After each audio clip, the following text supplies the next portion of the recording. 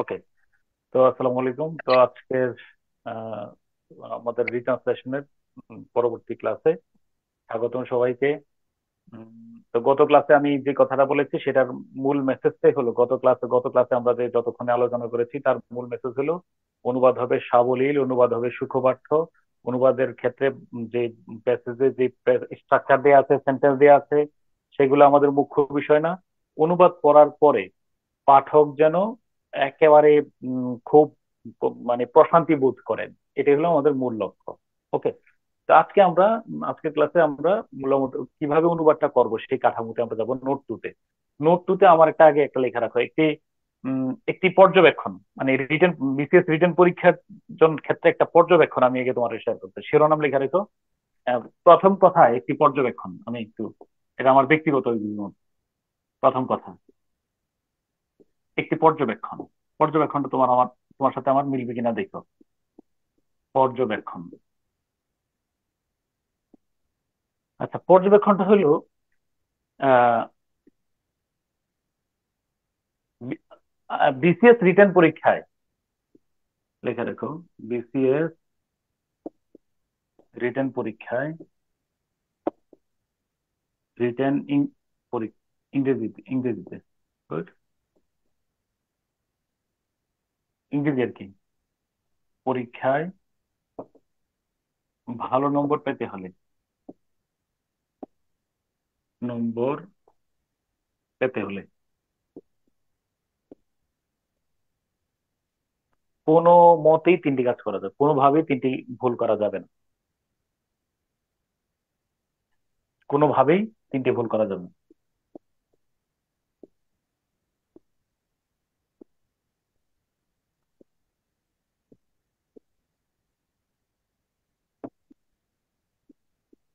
এবার বলো, রিটেন পরীক্ষার তিনটা ভুল কি কি? একজন একটা বলো।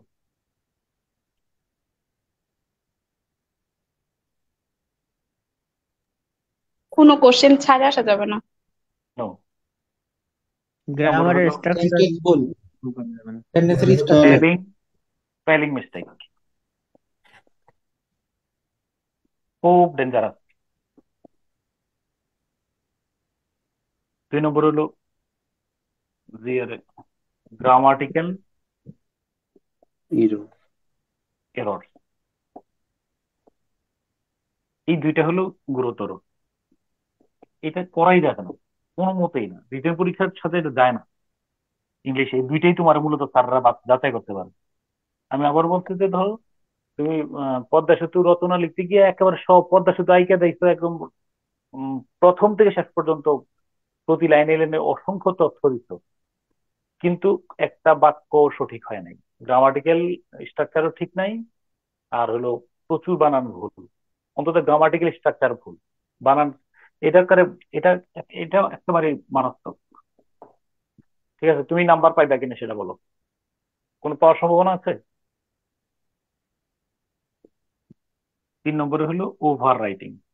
এটা ভুল না, আমি বলবো যে এটা অবশ্যই কাজটা এড়াই চলা, এটার কারণে নাম্বার কম দিচ্ছে। আচ্ছা, এখন আমার কথা হলো ওভার রাইটিং কোন কোন জায়গায় হয় বলো।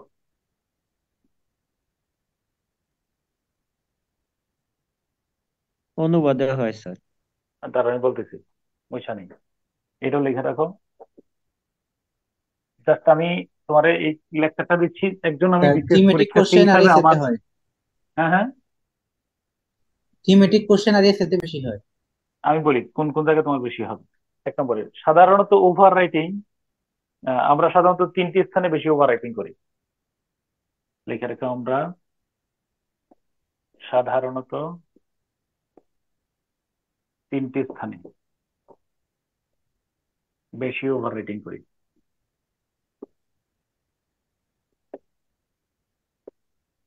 ওভার রাইটিং করি 3টি স্থান কি কি বলো, কোন 3টা জায়গায়?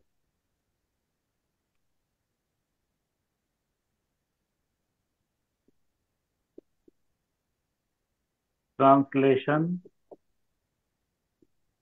রিট্রান্সলেশন,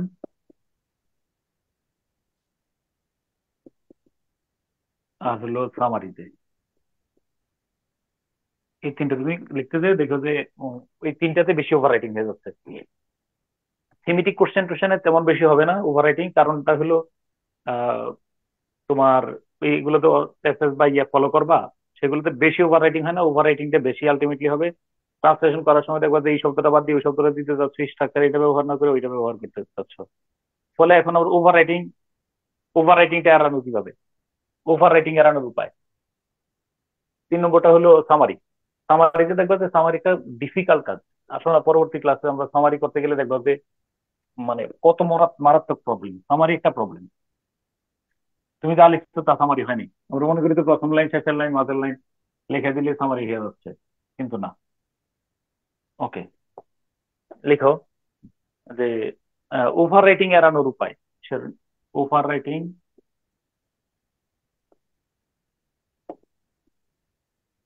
এড়ানোর উপায়।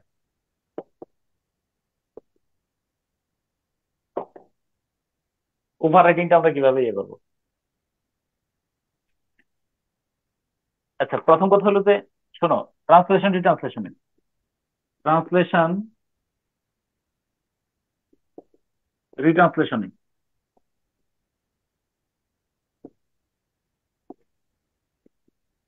সাধারণত সকল বাক্যই কঠিন থাকে না। এই কথাটা আমি, যেমন ধরো, সকল বাক্যই কঠিন থাকে না।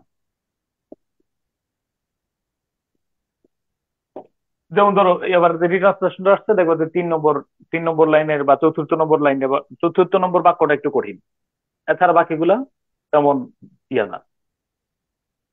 আচ্ছা, তো এখন যে দুই একটি বাক্য কঠিন থাকে, যে দুই একটি বাক্য কি থাকে বলো? কঠিন থাকে অথবা কাটাকাটি হওয়ার সম্ভব। লেখো, যে দুই একটি বাক্য কঠিন থাকে, যে দুই একটি বাক্য কঠিন থাকে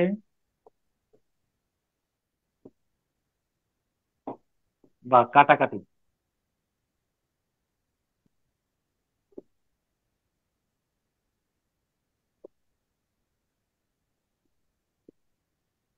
হওয়ার সম্ভাবনা থাকে। আচ্ছা, এই এই আমি যতটুকু লিখছি এর মধ্যে কোনো ভুল আছে কিনা বলো তো? মানে কোনো প্রয়োগ অপপ্রয়োগের বিষয় আছে কিনা, কেউ বলতে পারবা?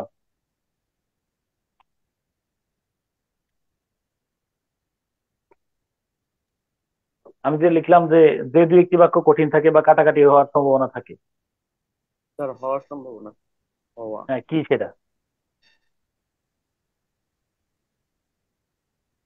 থাকতে দুইবার হয়ে অপপ্রয়োগ। গেল না? জি, জি, জি। দুই একটি তো সমস্যা নাই, স্যার দুই একটি দুইবার আরে না, থাকে আছে স্যার, একবার থাকে থাকে দুইবার বাদবার। স্যার। থাকে দুইবার রিপিটেশন হলে সমস্যা কি? তাতে সমস্যা নেই, আসল জায়গাতে ধরো নাই। আর কেউ, এনিওয়ান? হওয়ার সম্ভব, স্যার এটা ওটা লিখো। ওটা আশঙ্কা, আশঙ্কা, আশঙ্কা। কাটাকাটির সম্ভাবনা এই, অথবা স্যার কাটাকাটি দেওয়ার সম্ভাবনা থাকে কি? সে ফেল করার সম্ভাবনা আছে, বাক্য সঠিক না ভুল? ভুল স্যার। সম্ভব। ভুল স্যার। লেখা রেখে ব্র্যাকেটে, ইতিবাচক অর্থে সম্ভাবনা, নেতিবাচক অর্থে আশঙ্কা। ফেল করার সম্ভাবনা নাকি আশঙ্কা? আশঙ্কা। হুম হুম। সেগুলো পরীক্ষা শুরুর 5 মিনিট আগেই, পরীক্ষা শুরুর 5 মিনিট আগেই,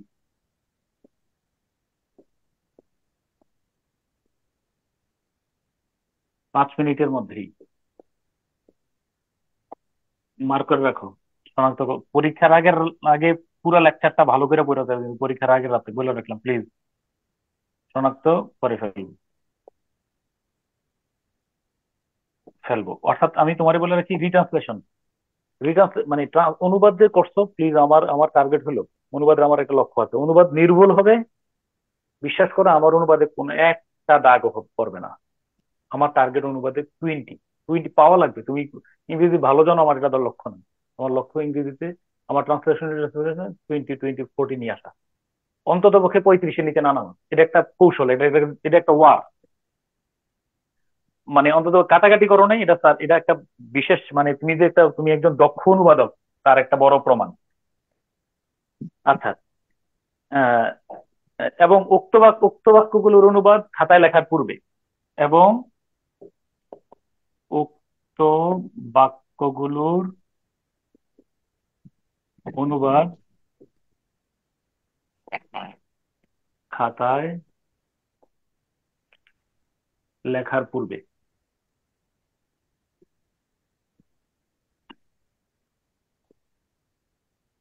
খাতায় লেখার পূর্বে কি করবো বলো? পেজ, আলাদা পেজ নিয়ে খসড়া করব। অবশ্যই একবার রাফ করে নিব, অবশ্যই একবার রাফ করে নেব। মনে করেন আচ্ছা, আবার আমার বলো, পুরো অনুবাদ রাফ করতে বলছি?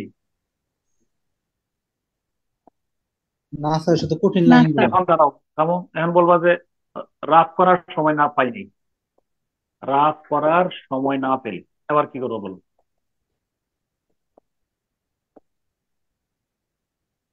কলম চেঞ্জ করে লিখো।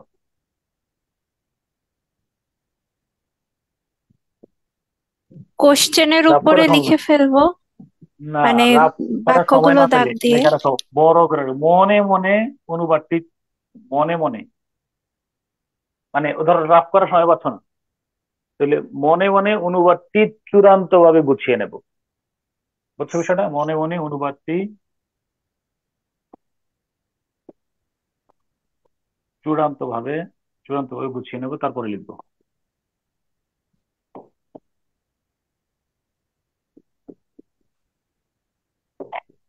তারপরে লিখবো। একটু দেখো, মানে একদম আমি আমি একদম ফাইনাল করছি বাক্যটা। তারপরে আমি লেখার পরে আর কোনো মতে ওভার রাইটিং করবো না, এই জন্য তুমি লিখতে পারতেছো না, বাক্যটা মনে মনে সাজাও। দেখবে যে আমরা এই টেকনিকটা ফোকাস ফলো করবো।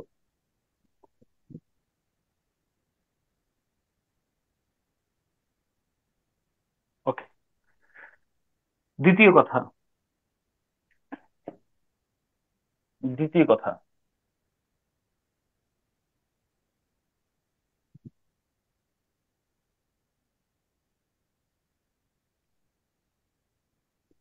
দ্বিতীয় কথা, আহ, কখনো বিশেষত ব্যাংকের কাজে, ব্যাংকের মধ্যে আমরা এই কাজটা করি, কখনোই পুরো প্যাসেজটি ভালোভাবে, কখনো কখনোই পুরো প্যাসেজটি একবার ভালোভাবে না পড়ে, প্যাসেজটি প্যাসেজটি একবার ভালোভাবে না পড়ে,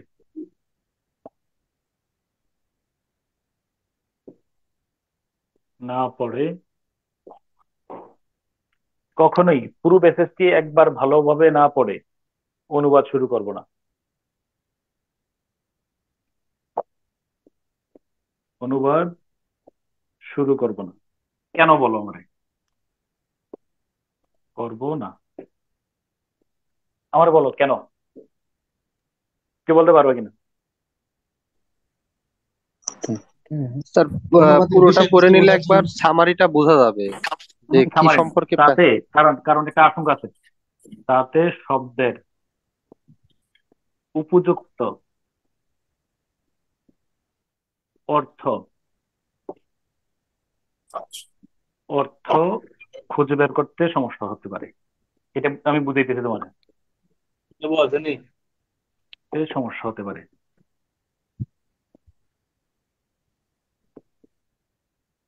আমি তোমার একটা উদাহরণ দিয়ে লিখি। আমি একটা নগদের একটা, যেহেতু আমি এই শীতে আমার যে উদাহরণটা দেখাবো, তারও 30 সেকেন্ড আমার একটু দেখাইতে দেয়, না দেখাইলে শান্তি পাবো না।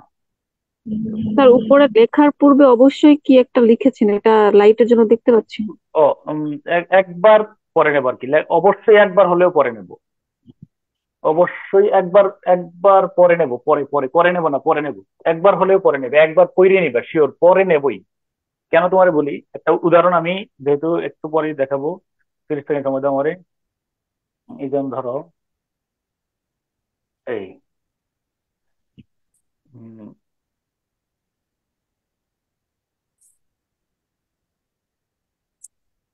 আচ্ছা, ধরো আমি শেয়ার দিলে একটু দেখবো এখন।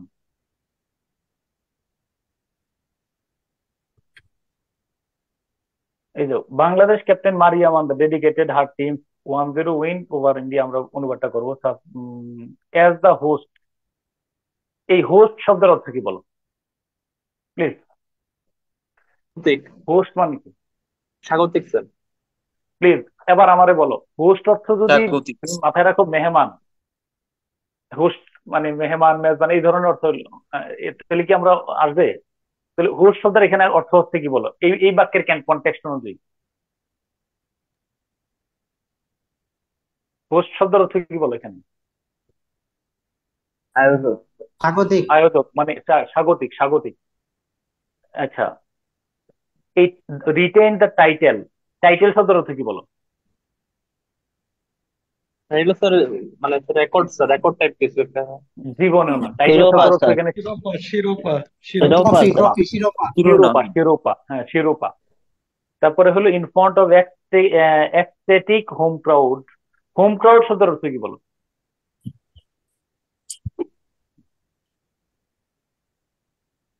উপস্থিতি টাইপ কিছু একটা, উপস্থিতি type। না, হোম ক্রাউড স্যার শব্দের অর্থ হোম কি বলো? ক্রাউড বলতে হচ্ছে স্যার এখানে শহীদ মুস্তফা কামাল স্টেডিয়াম। নিজেদের সাপোর্টার স্যার, দেশি নিজেদের সমর্থক। দর্শক, দেশি দেশীয় সমর্থক, তাহলে তুমি আমার একটু হেল্প করে। দেশি সমর্থক। না, দেশি সমর্থক, দেশি সমর্থক না, সমর্থক। ঘরোয়া দর্শক, ঘরোয়া দর্শক। তাহলে আমি খেয়াল করে দেখো, তুমি কিন্তু এই দেখো আমি অনুবাদটা যখন বলবো তখন তোমার কাছে retain as the host retain the title in front of ecstatic home crowd at the বিট ফেস্টর শহীদ মুস্তফা কামাল স্টেডিয়াম। তাহলে গতকালকে শহীদ মুস্তফা কামাল স্টেডিয়ামে উচ্ছ্বসিত ঘরোয়া দর্শক, এই যে এক্সটেটিক হোম ক্রাউড, উচ্ছ্বসিত ঘরোয়া দর্শকদের সামনে শিরোপা অক্ষুণ্ণ রেখেছিল স্বাগতিকেরা।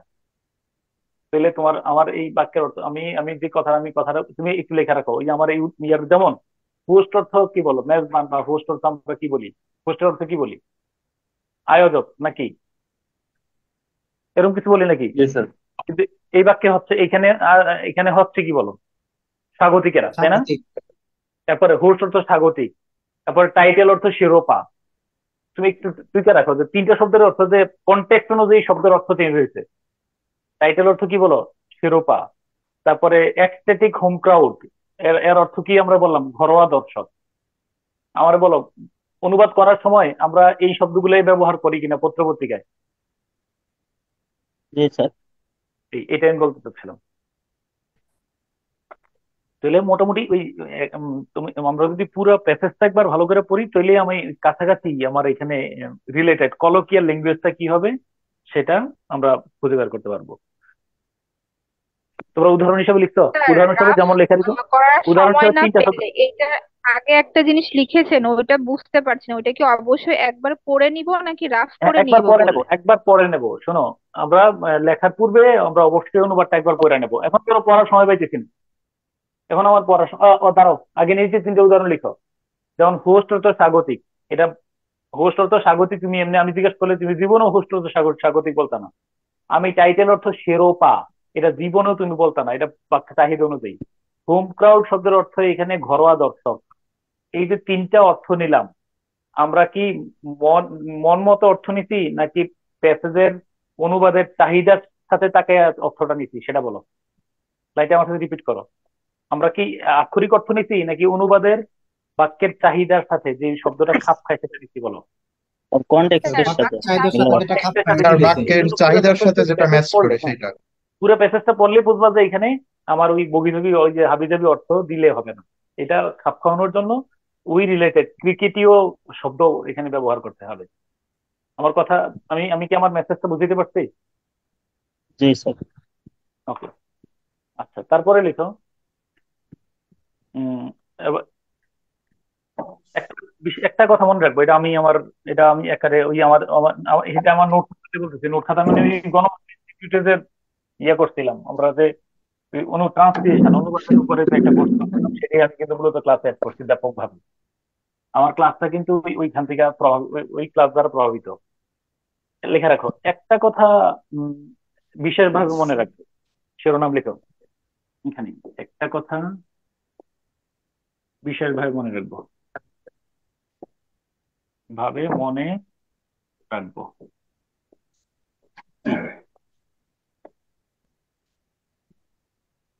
অনুবাদ করার সময় যত বেশি কলোকিয়াল ল্যাঙ্গুয়েজ ব্যবহার করা যায়, এই কথা লিখে রাখো। অনুবাদ করার সময় লিখো, অনুবাদ করার সময় যত বেশি যত বেশি colloquial, Q double O Q U I L, colloquial language নাকি? বানানটা দেখো তো, what do you mean by colloquial language?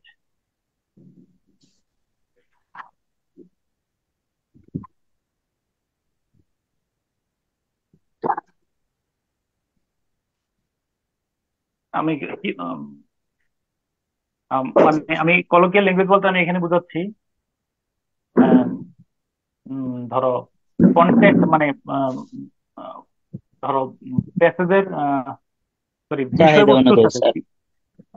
বিষয়বস্তুর সাথে উপযুক্ত শব্দ, বিষয়বস্তুর সাথে সাথে খাপ খাওয়া শব্দ,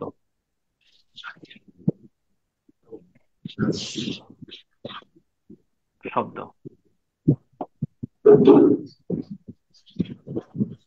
যত বেশি কলোকিয়াল ল্যাঙ্গুয়েজ, মানে আমি এই কলোকিয়াল ল্যাঙ্গুয়েজটা বলতে বোঝাচ্ছি যে বিষয়বস্তুর সাথে খাপ খাওয়া শব্দ।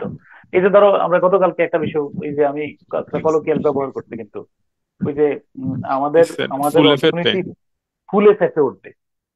বুস্ট শব্দের অর্থ যে, যেমন তুমি এখানে লিখে রাখো, যেমন আমরা গতকালকে ক্লাসে ব্যবহার করছি, বুস্ট। বুস্ট শব্দের অর্থ কি বলো? ফুলে ফেঁপে ওঠা। তো যত বেশি কলোকিয়াল ল্যাঙ্গুয়েজটা ব্যবহার করা যাবে তত অনুবাদ আকর্ষণীয় হয়। যত বেশি কলোকিয়াল ল্যাঙ্গুয়েজ ব্যবহার করা যায় অনুবাদ ততই আকর্ষণীয় বা প্রাঞ্জল হয়। ব্যবহার করা যায় অনুবাদ অনুবাদ ততই আকর্ষণীয় বা প্রাঞ্জল হয় বা প্রাঞ্জল হয়। ঠিক আছে?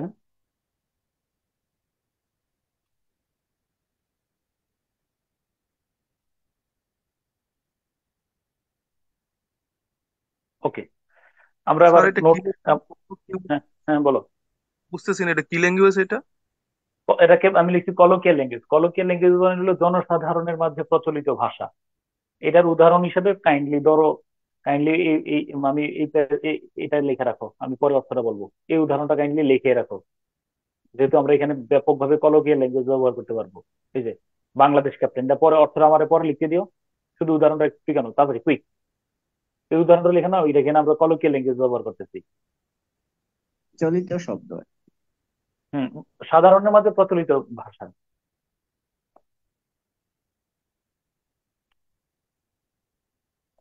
কোন কোন উদাহরণটা এটা লিখতেছো? কি স্যার বাংলাদেশ 10 নম্বর ক্যাপ্টেন স্যার পুরোটাই মারিয়া লিখতে কোনটুকু হবে মান্দা। স্যার? লিখবো? এই 10 নম্বর উদাহরণটা 10 নম্বর পুরোটাই স্যার? পুরোটাই লিখে রাখো, তাহলে তখনই তুমি বুঝবা যে কলোকিয়াল ল্যাঙ্গুয়েজটা কিভাবে ব্যবহার করছি আমরা। হ্যাঁ,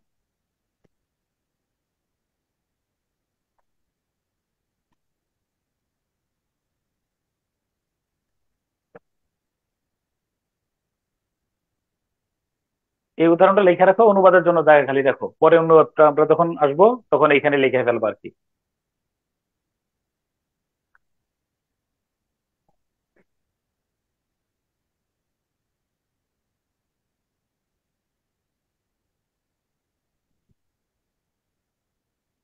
অথবা একটু স্ক্রিনশট দিয়ে রাখো গ্যাপটা, মানে আমার অনুবাদটা জায়গা জায়গা খালি লিখো। এটা আমরা ওই যে দেখো, বলো note and note 4, note 1 and note 4 লেখা আছে নিচে। নোট 4 মানে আমরা শেষ থেকে শুরুর দিকে যাব। ওকে, আমি তোমরা স্ক্রিনশট দিছো? জি স্যার। লিখে নিচ্ছি স্যার, একটু দাঁড়ান। হ্যাঁ, আমি স্যার তোমার লিখে এর মধ্যে নিচ্ছি। তোমরা লিখতে লিখতে বলে ফেলি, কারণ এটা তো নোট 4 এর সাথে মিলবে। দেখো অনুবাদটা তখন কি হচ্ছে, এই যে সাবজেক্ট অনুবাদ প্রথমে লিখবে বাংলাদেশের ক্যাপ্টেন মারিয়া মান্দা, লেখার দরকার নেই, এটা আসবে সামনে। বাংলাদেশের ক্যাপ্টেন মারিয়া মান্দা, হ্যাঁ, এই যে শেষে কই এজ এর আগ পর্যন্ত, এজ দিয়ে তো 2 বাক্য হয়ে গেছে। এ, স্বাধীনতার 50 বছর পূর্তি উপলক্ষে, বুঝছো কিনা? সাফ অনূর্ধ্ব ওই যে শেষ থেকে শুরু দিয়ে যাইতেছি, সাফ অনূর্ধ্ব 19 নারী চ্যাম্পিয়নশিপের ফাইনালে ভারতের বিরুদ্ধে দলের 1-0 জয়কে কিসের জন্য বলো, এই কি উৎসর্গ করেছেন, তাই না? দেশের জন্য উৎসর্গ, টু দা কান্ট্রি, দেশের জন্য উৎসর্গ করেছেন। দেশের জন্য কি করেছেন? উৎসর্গ করেছেন। দাড়ি দিয়ে আমরা পরে লিখবো উম গতকাল শহীদ আহ বীরশ্রেষ্ঠ শহীদ মোস্তফা কামাল স্টেডিয়ামে উচ্ছ্বসিত ঘরোয়া দর্শকদের সামনে, তারপরে উম শিরোপা অক্ষুণ্ণ রেখেছিল স্বাগতিকেরা। শেষ থেকে শুরু থেকে গেলে হয়ে যাচ্ছে। হ্যাঁ, লিখছো? মানে অর্থ লেখার দরকার নেই এখন। আমার নোট কত? নোট 3। নোট 3 প্রথম কথা।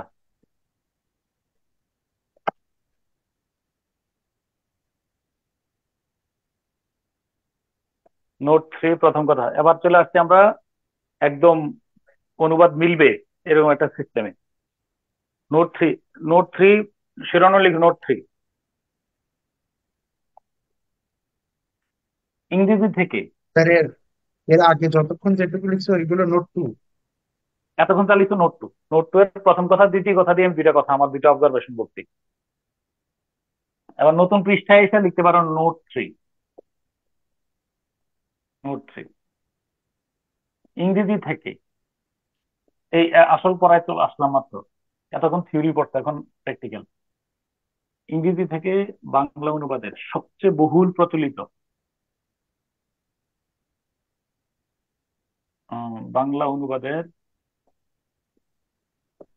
সবচেয়ে বহুল প্রচলিত, সবচেয়ে বহুল প্রচলিত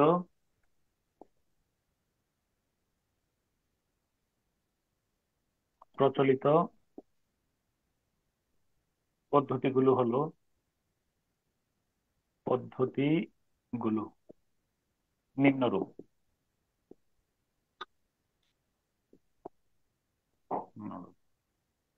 তাহলে আমার প্রথম নোট 3 এর প্রথম কথা, প্রথম কথা দিয়ে লিখো। উদাহরণ নম্বর কত হবে একটু বলবা? প্রথম কথা আমি, ঠিক স্যার। প্রথম কথা না, উদাহরণ নম্বর হবে না, শিরোনাম লিখো মডেল সেন্টেন্স 1। মডেল সেন্টেন্স 1 আমি মডেল সেন্টেন্স ব্যবহার করি। মডেল সেন্টেন্স 1 বলতে কি বুঝেছি, বুঝছো কিনা? আমি শুধু বলবো যে 1 নম্বর মডেল সেন্টেন্স দিয়ে দেখো তুমি মিলে কিনা। আমি 4টা মডেল সেন্টেন্স দেখাবো, দেখো তোমার এই, তুমি এটা দিয়া তুমি 46-এর অনুবাদটা করতে পারো কিনা দেখো, 45-এর অনুবাদটা। এরপর আমার বলো মডেল সেন্টেন্স 1 খুব কঠিন একটা বাক্য দিই তোমারে।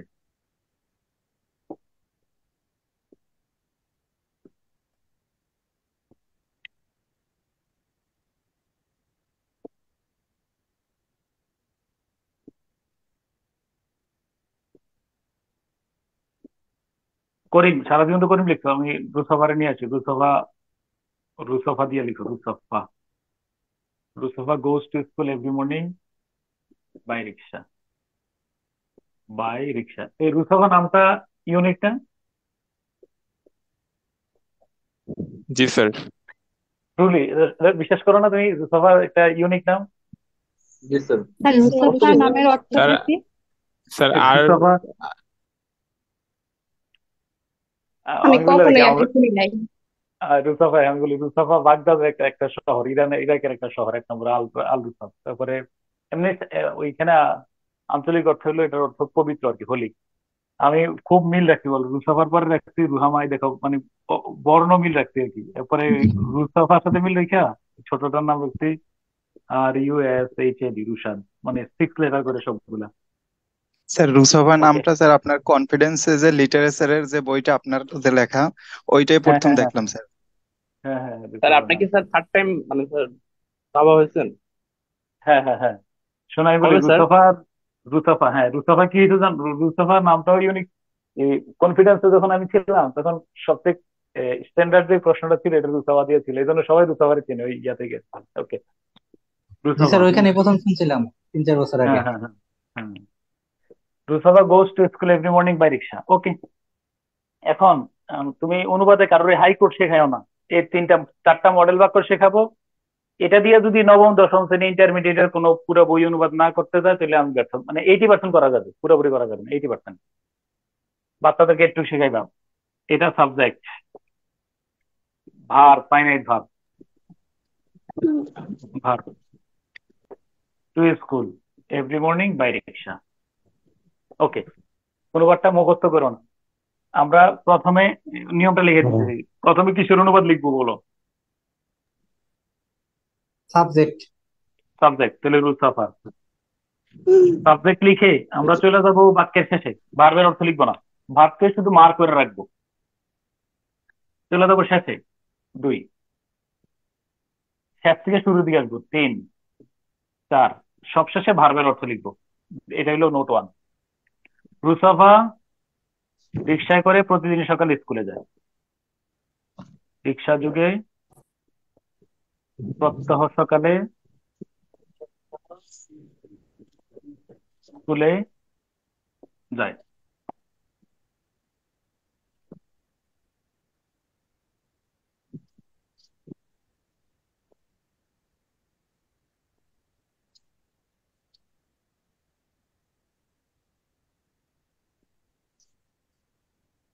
কথাটা কি লিখছো? জি স্যার। ওকে, তাহলে ব্যাখ্যাটা লিখো। ব্যাখ্যা, একটু স্যার।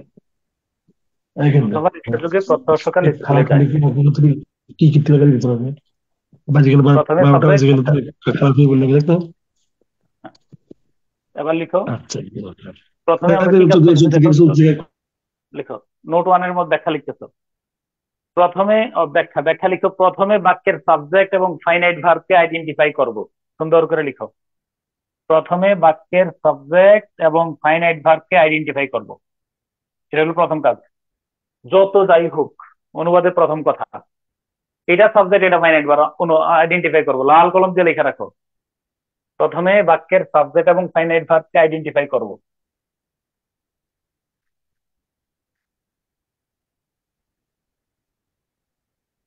পাশে আমার এটা হঠাৎ করে মনে পড়ছে, তুই পাশে লেখা রাখো ইনশাল্লাহ।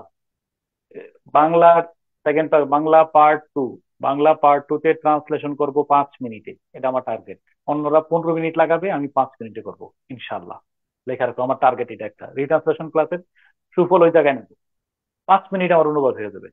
আমি, কারণ বাংলা পার্ট 2 তে যত বেশি সময় সাশ্রয় করি তত লাভ কিনা আমার বলো। রচনাটা আমি বেশি লিখতে পারবো, এই জন্য অনুবাদে আমি দেখেই দেখবো যে অনুবাদ করে ফেলবো ইনশাল্লাহ। ওকে, তাহলে প্রথমে কি বলছো, কি লিখতে বলো? প্রথমে বাক্যের সাবজেক্ট ও ফাইনাইট ভার্বকে আইডেন্টিফাই করব। আচ্ছা, এরপরে লিখো সাবজেক্টের অর্থ লিখবো কিন্তু ফাইনাইট ভার্বের অর্থ লিখবো না। এই সাবজেক্টের অর্থটা লিখবো কিন্তু ফাইনাইট ভার্বের অর্থ লিখবো না। সাবজেক্টের অর্থ লিখবো কিন্তু ফাইনাইট ভার্বের অর্থ লিখবো না।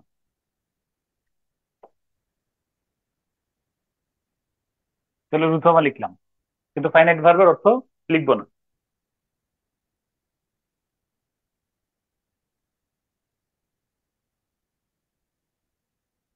কি লিখছো বলো একজন? সাবজেক্টের অর্থ লিখবো কিন্তু ফাইনাইট ভার্বের অর্থ লিখবো না। অর্থ লিখবো না। এরপর বাক্যের শেষ দিক থেকে, এরপর বাক্যের শেষ দিক থেকে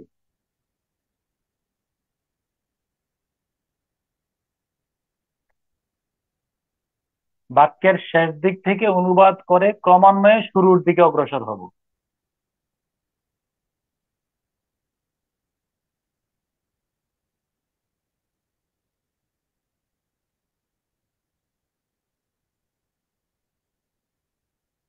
এবং সবশেষে মূল ভার্বের অর্থ লিখে দেব। স্যার ক্রমান্বয়ের পরে কি বলেছিলেন? একজন বলো তো, একজন বলো, পড়ে শোনো। এরপর বাক্যের শেষ দিক থেকে অনুবাদ করে ক্রমান্বয়ে শুরুর দিকে অগ্রসর হব। সবশেষে, এবং সবশেষে কি করব বলো? মূল ভার্বের, সবশেষে ফাইনাইট ভার্বের অনুবাদ করব। মূল ভার্ব ফাইনাইট ভার্বের অর্থটা লিখে দেব। উদাহরণ নম্বর, এক্সাম্পল নম্বর কত হবে? সিরিয়াল নাম্বার বলো, 7 নাকি 4 না 5? এর আগে কটা করছিল উদাহরণ?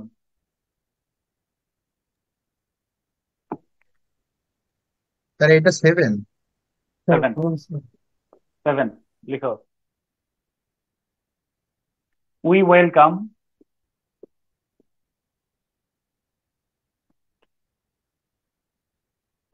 Chief justice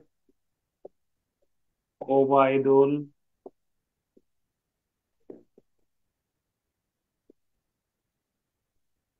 Hasan.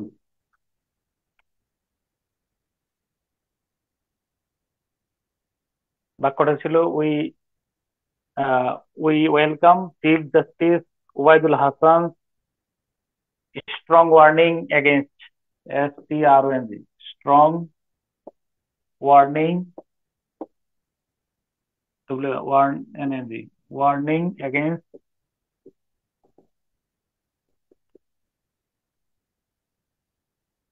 Corruption.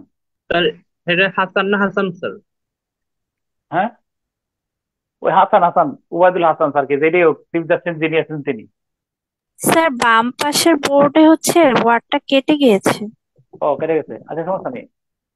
Okay, we welcome chief justice Hasan Obaidul Hasan strong warning against corruption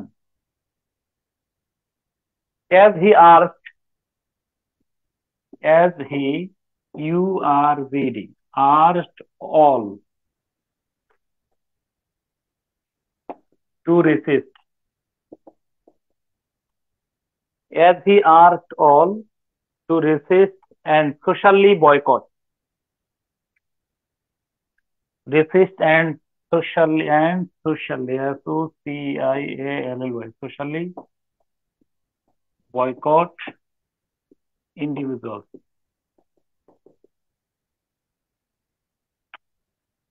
socially boycott individuals engaged in corruption and black market.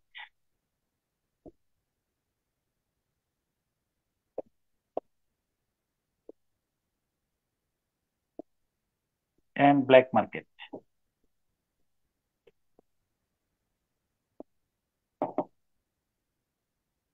ওকে, এখন আমারে বলো, একজন প্রাথমিক স্তরের অনুবাদকারী হিসাবে আমার প্রথম কাজটা কি এই পুরো বাক্যের মধ্যে? We welcome chief justice Obaidul Hasan strong warning against corruption as he asked all to resist and socially boycott individuals engaged in corruption and black market. ওকে, তাহলে এখানে বাক্য আছে কয়টা বলো, আগে বলো স্যার কয়টা বাক্য কারো এখানে? দুইটা। দুইটা। আমরা লাল কলম দিয়ে মার্ক করে ফেলো, এবার দুইটা বাক্য পেয়ে গেছি। তো প্রথম কাজ হলো ওই হলো সাবজেক্ট, বাচ্চাদেরকে এইভাবে শিখেবা। ওয়েলকাম হলো finite verb, chief justice Obaidul Hasan strong warning, এটা একটা ফ্রেজ, এগেইনস্ট করাপশন। আমরা আগে ফ্রেজ বের করে নিছি, কারোর আপত্তি আছে? না স্যার। এরপরে পরের বাক্য হি আস্কড হলো finite verb, he asked all two racist and socially boycott individuals engaged in corruption and black market.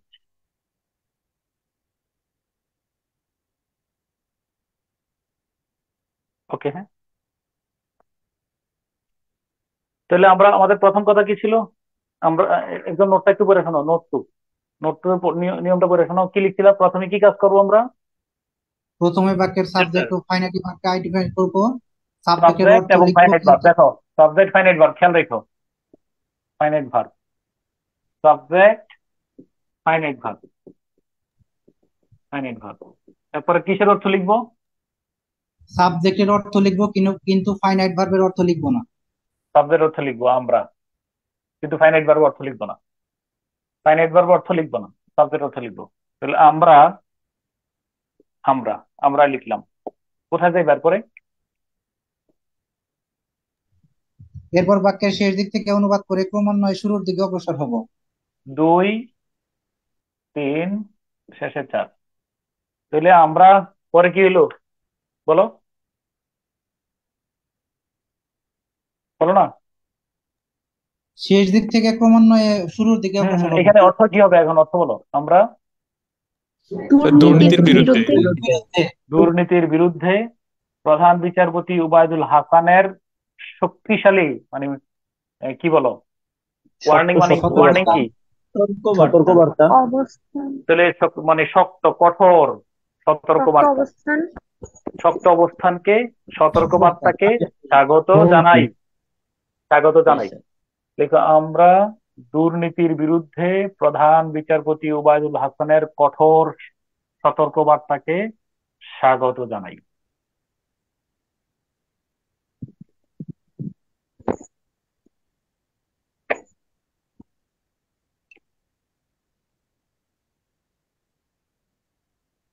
আমরা দুর্নীতির বিরুদ্ধে, দুর্নীতি বানান রসগানা দীর্ঘকার, রস্যকর স্যার। যারা দীর্ঘকাল লিখছো তারা ঠিক করে লিখো কিন্তু সাবধান। দুর্নীতি, আমরা দুর্নীতির বিরুদ্ধে প্রধান বিচারপতি উবায়দুল হাসানের আহ, কঠোর সতর্কবার্তাকে স্বাগত জানাই, স্বাগত জানাই হয়েছে। জি স্যার। আচ্ছা, এদের অর্থ কি? এদের অর্থ কি? পাশাপাশি। যেহেতু, যেহেতু এদের অর্থ যেহেতু না। জি স্যার, যেহেতু। খুব এখানে আমার আর একটা বক্তব্য আছে, ওয়েট করো, শেষ বাক্য শেষ করে নেই তারপরে বলবা। যেহেতু লেখো, যেহেতু সমস্যা নেই। পরের বাক্য বলো। তিনি, সাবজেক্ট হলো হি, তিনি। 1 নম্বর, মার্কে কি মার্ক করছে কিন্তু নাম্বার অর্থ লিখবো। না স্যার। না স্যার। আচ্ছা, ওকে। 2 নম্বরে তুমি লিখো in corruption and black market. 2 নম্বরে দিলে কি হলো, অর্থ কি? 2 এঙ্গেজ, 3 জড়িত, 4 ব্যক্তিদের, 5 সামাজিকভাবে বয়কট এবং 6 প্রতিহত করতে, 7 সবাইকে, 8 আহ্বান জানিয়েছেন। আমরা, আচ্ছা, যেহেতু তিনি, তিনি, এরপরে দুর্নীতি ও কালোবাজারি, দুর্নীতি ও কালোবাজারের সাথে জড়িত। হ্যাঁ এই যে এঙ্গেজ, একদম নাম একদম লাইনে লিখে দেবে, দুর্নীতি এবং কালোবাজারি। তুমি কালোবাজারি আগে আনতে পারো, কালোবাজারি দুর্নীতি কোনো সমস্যা নেই। দুর্নীতি এবং কালোবাজারির সাথে জড়িত ইন্ডিভিজুয়াল ব্যক্তিদের সামাজিকভাবে বয়কট এবং প্রতিহত, মানে যেটা তুমি আগে দাও, সামাজিকভাবে প্রতিহত ও বয়কট করার জন্য আর কি। হ্যাঁ, বর্জন বলি স্যার। সামাজিকভাবে বয়কট ও প্রতিহত করার জন্য সবাইকে উদাত্ত আহ্বান জানিয়েছেন। আর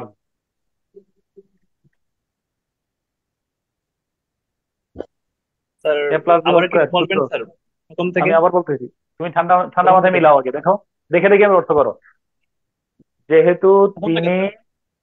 হ্যাঁ ও পুরোটা বলবো, জি স্যার। এটা বললেন আরেকবার।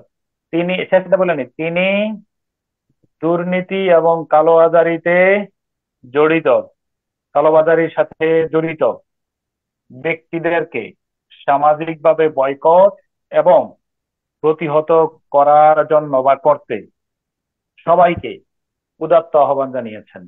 আহ্বান জানিয়েছেন, উদাত্ত আর উদাত্ত আহ্বান জানানো, সমস্যা নেই। উদাত্ত ইংরেজি নেই, এটা হলো কলোকিয়াল ল্যাঙ্গুয়েজ। একজন পড়ে শোনাও, কি লিখতো?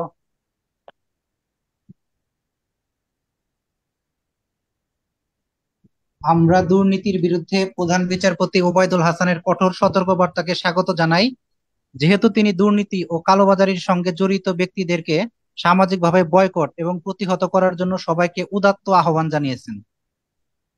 প্লিজ, নোট 1-এ একটা কথা ছিল, আমার একটু কথা শুনো। ওই অনুবাদের সাবলীলতা রক্ষার স্বার্থে এই অংশটা আমার একটু কাইন্ডলি একবার পড়ে শোনাও, 3টা কথা।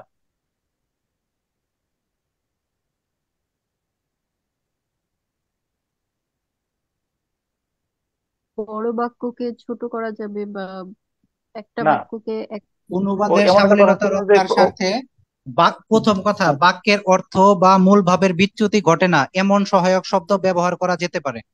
হ্যাঁ দাঁড়াও, থামো। দ্বিতীয় এরপরে কথা, এটা এই যে আমি যদি উদাত্ত ব্যবহার করি, উদাত্ত ইংরেজি কি এখানে আছে? না স্যার। এটার নাম হলো এটার নামই সহায়ক শব্দ, কোনো সমস্যা নাই, এটার নামই কলোকিয়াল ল্যাঙ্গুয়েজ, যেটা আমি বলতেছি। আচ্ছা, এরপরে দ্বিতীয় কথা, বাক্যের অনুবাদের সৌন্দর্য বা সাবলীলতা নষ্ট হয় এমন অপ্রয়োজনীয় শব্দের অনুবাদ করা থেকে বিরত থাকা যেতে পারে। থামো, আর লাগবে না, তোমারে বলতেছি। আর তুমি যেহেতুটারে ক্রস দিয়ে কাইটা দাঁড়িয়ে দাও, দাঁড়িয়ে দিয়ে আবার পড়ো তো,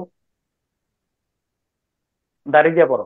তুমি আবার ঠান্ডা মাথায় বলো, প্রথম আলো যদি এটা অনুবাদ করে লিখতো, এখানে যেহেতু ব্যবহার করতো কিনা বলো। আমরা প্রধান বিচারপতি, আমরা আচ্ছা, অথবা এরকম দেখো, আমরা দুর্নীতির বিরুদ্ধে প্রধান বিচারপতি ওবায়দুল হাসানের কঠোর সতর্কবার্তাকে স্বাগত জানাই। তিনি, দাড়ি। হ্যাঁ দাঁড়িয়ে, তিনি আহ, দুর্নীতি এবং কালোবাজারিতে জড়িত ব্যক্তিদেরকে সামাজিকভাবে বয়কট ও প্রতিহত করার জন্য সবাইকে উদাত্ত আহ্বান জানিয়েছেন। কোনটা বেশি সুন্দর, যেহেতু দিলে সুন্দর না যেহেতু ছাড়া সুন্দর? যেহেতু যেহেতু ছাড়া ছাড়া সুন্দর। সুন্দর। আর এক বাক্যকে এক বাক্যে অনুবাদ করতে হবে, যেহেতুরে যেহেতু রাখতে হবে। এই সমস্ত ফালতু কথা থেকে আমরা বের হয়ে আসছি গতকালকের প্রথম আলোতে। কোনটা পড়তে দিয়ে বলো? ওই শাহবাজ শরীফে, শাহবাজ শরীফ মনে মনে আছে? জি স্যার। শাহবাজ জি শরীফ স্যার। বুঝো না? এটা হলো আমার মানে টনিক, এটা হলো তোমার মানে শক্তি। তুমি যে অনুবাদ করতেছো, তুমি মনে রাখবা, তোমার যে ভয়টা দূর করাটা আমার কাজ। আরে তার আপনি তো যেহেতু অর্থ লিখার নেই, এই যে দেখো যে শব্দ বাদ দেওয়ার যে আমার ভয়টা, এটা এই ভয়টা দূর করার জন্য আমি ক্লাস নিতেছি। ঠিক আছে? মানে নিজের মতো করে যে অনুবাদটা কাঠামো সাজানো। শাহবাজ শরীফের কিন্তু ওই অনুবাদটা যত কথাই বলে একটা আদর্শ অনুবাদ এবং হৃদয় নিংড়ানো অনুবাদ। এই যে অনুবাদটা যিনি করতেন, আমার কথা সত্যায়ন করো, ঠিক নেই? স্যার এই বাক্যে স্যার চিফ জাস্টিসের সি আর জে কি স্যার ক্যাপিটাল লেটার হবে? হ্যাঁ, চিফ জাস্টিস তো সাংবিধানিক পদ। স্যার অনুবাদকে সুন্দর করতে আমি কি বাইরে থেকে কোনো এক্সট্রা শব্দ ইউজ করতে পারবো বাংলা? উদাত্ত উদাত্ত করলাম না? আরো দেখবা, মানে আমি কলোকিয়াল ল্যাঙ্গুয়েজ, আমি তোমার বলছি কি কলোকিয়াল ল্যাঙ্গুয়েজ, সহায়ক শব্দ ব্যবহার করা ছাড়া অনুবাদ অসম্ভব। কেউ যদি দেখবা, আসো আসো না, একটু পরে দেখবা, একটু পরে আসুন দেখাইতেছি। আমি একটা কথা দাবি করতেছি, সহায়ক শব্দ ব্যবহার করা ছাড়া অনেক ক্ষেত্রে অনুবাদ করা অসম্ভব। আমার লাইনটা আরেকবার বলো। কেউ যদি বলে যে এই শব্দ ব্যবহার করছেন কেন, সহায়ক শব্দ না হইলেও অনুবাদে করতে পারবে না। আপনার সামনে দেখাইতেছি। ওকে, কত নম্বর?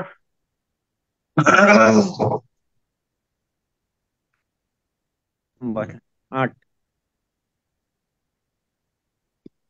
আহ কত নম্বর বাক্য? এক্সাম্পল নম্বর নোট 8 ইয়া নম্বর। লিখো। এক্সাম্পল না 8। না, আমার নো, আমার ইয়াতে লিখো নোট, এক্সাম্পল পরে যাই নোট।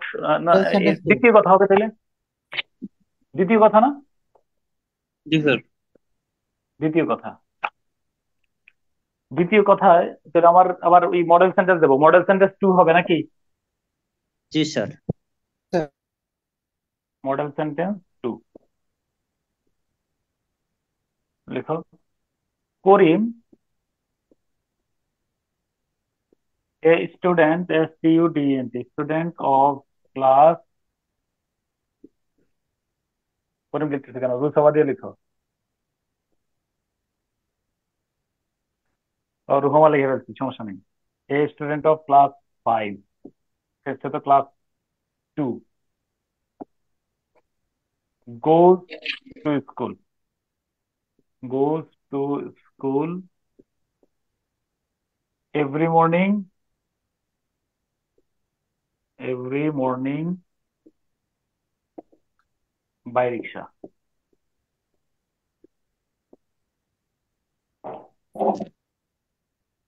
ওকে, তো এখন আমারে বলো, আহ, আমারে বলো সাবজেক্ট কে? রুহামা, রুহামা। ফ্রেজটা স্টুডেন্ট অফ ক্লাস 2, ধরো গোজ হইলো finite verb, to school every morning by rickshaw. এখন আমারে বলো কোন বারটা কোন জায়গা থেকে শুরু হবে?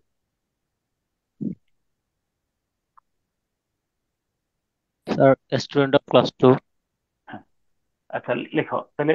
আমরা অনুবাদটা এটা ধরে নিলাম এখানে পুরাটা, ঠিক আছে? তাহলে শ্রেণীর দ্বিতীয় শ্রেণীর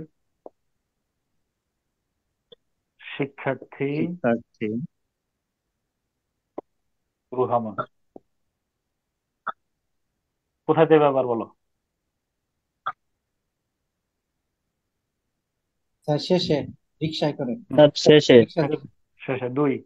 তাহলে এটা গেলো 1 নম্বর, এটা হলো 2। রিক্সায় করে, রিক্সা যুগে, সপ্তাহ সকালে, প্রথম স্কুলে, আর শেষে হলো যায়। 2 3 4 5 যায়। ওকে, দাঁড়াও আরেকটা। তাহলে এখানে এবার আসো। হ্যাঁ, মডেল সেন্টেন্স 2 এটা একটা স্টার দিয়ে লিখো, আর একটার সাথে আমি একটা দিয়ে রাখি।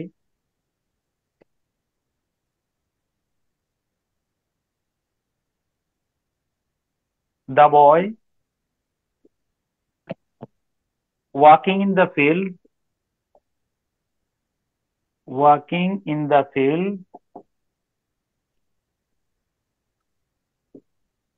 saw a dead man.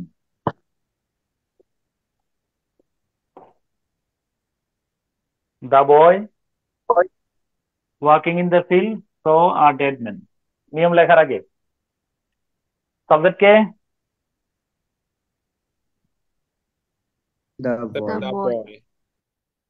Walking in the field saw a dead man। ভার অনুবাদ কোন জায়গা থেকে শুরু হবে? ওয়াকিং ইন দ্য ফিল্ড দা বয়। 1 নম্বর। আচ্ছা 2 3, এবার বলো ওয়াকিং ইন দ্য ফিল্ড বাক্যের অর্থ কি কেউ বলো তো একদম? মাঠে হাঁটতে থাকা বালকটি। মাঠে হাঁটতে থাকা বালকটি, অথবা তুমি বলো মাঠ দিয়ে মাঠ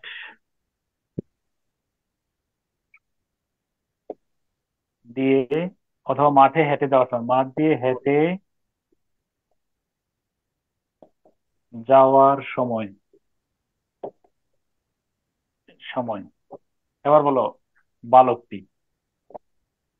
তুমি বলছো মাঠে হেঁটে যাওয়া বালকটি। আমি যদি বলি মাঠ দিয়ে হেঁটে যাওয়ার সময় বালকটি, সময় ইংরেজি আছে কিনা? না না স্যার স্যার। নাই স্যার। কিন্তু স্যার। আমি যে এই বাক্যের অর্থ মাঠে হাইটে যাওয়ার সময় কিনা, জি স্যার। জি জি সহায়ক স্যার। শব্দ স্যার। স্যার এখানে এটার স্যার নাম দা বয় হলো আর সহায়ক ওয়াকিং শব্দ। কি আলাদা এটার করা নাম যায় হলো না স্যার সহায়ক। এখানে? কথা শুনো, দাঁড়াও একটু পরে বলো। এটার নাম হলো বলো এই সময় ব্যবহার করার কারণে আমার অনুবাদের অর্থের বিচ্যুতি ঘটেছে কিনা?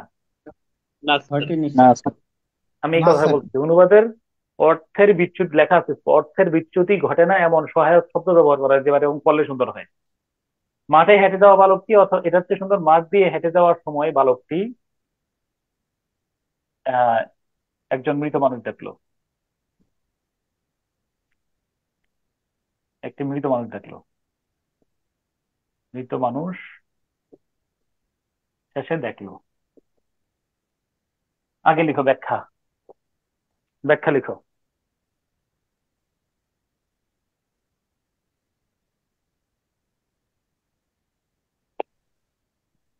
ব্যাখ্যা লিখতেছো তাই না? জি স্যার। লিখো সাবজেক্ট এবং মূল ভার্বের মাঝে, খুব ভালো করে খেয়াল করো, সাবজেক্ট এবং মূল ভার্বের মাঝে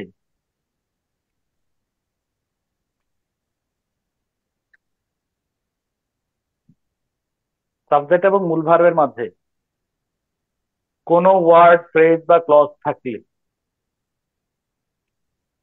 সাবজেক্ট এ রুহামা গোজ, দা বয় স।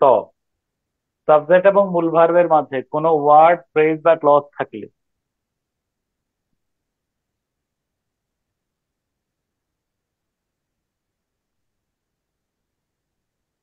সেটি সাধারণত সাবজেক্টের অংশ হিসেবে গণ্য হয়।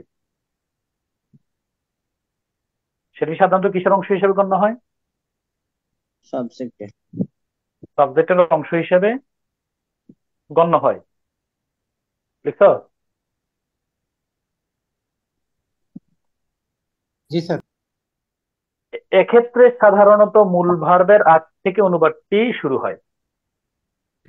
এক্ষেত্রে সাধারণত মূল ভার্বের আগ থেকে অনুবাদ মানে ফাইনাইট ভার্বের আগ থেকে, মূল ভার্ব মানে ফাইনাইট ভার্ব, এক্ষেত্রে সাধারণত ফাইনাইট ভার্বের আগ থেকেই অনুবাদটি শুরু হয়।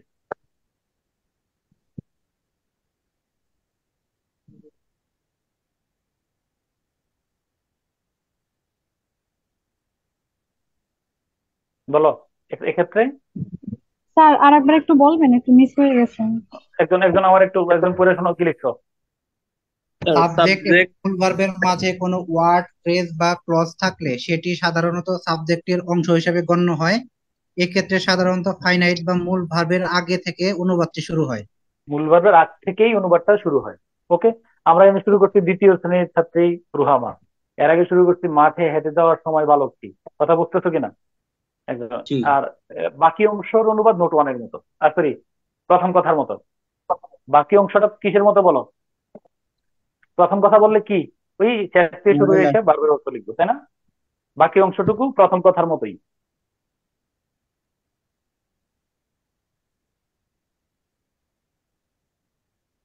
উদাহরণ নম্বর কত?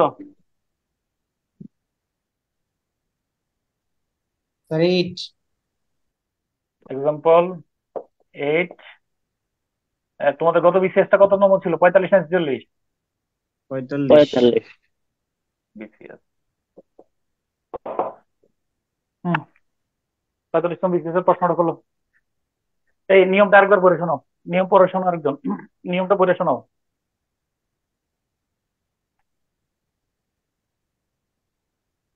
সাবজেক্ট এবং মূল ভার্বের মাঝে কোনো ওয়ার্ড, ফ্রেজ অথবা ক্লজ থাকলে সেটি সাধারণত সাবজেক্টের অংশ হিসেবে গণ্য হয়।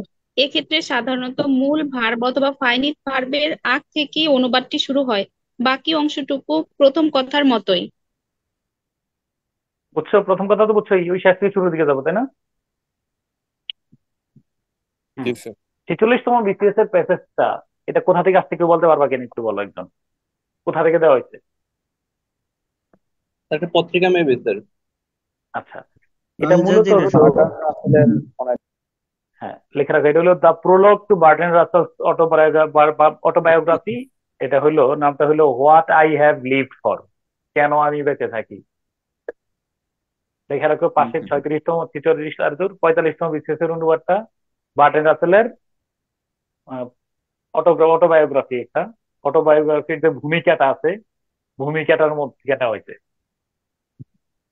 এর আগে কিন্তু একবার ছিল it was the best of time, 36তম বিসিএস এ মনে হয়েছিল it was the best of time, it was the worst of time, it was the age of wisdom, it was the age of foolishness. মনে আছে? এটা Charles ডিকেন্সের a tale of two cities থেকে নেওয়া হয়েছিল। আর এবার নেওয়া হয়েছে বার্টন রাসেলের what I have lived for, এখান থেকে এটার ভূমিকা থেকে নেওয়া হয়েছে। ওকে, তাহলে রেখে ফেলো সুন্দর করে, বাক্যটা লিখো। কত নম্বর উদাহরণ হবে? প্রিপারেশন স্যার, এখান থেকে স্যার। Example 8 sir. এখান থেকে। হ্যাঁ, থ্রি প্যাশনস। হ্যাঁ, থ্রি প্যাশনস, তাড়াতাড়ি লিখো, তাড়াতাড়ি তাড়াতাড়ি। Three passions.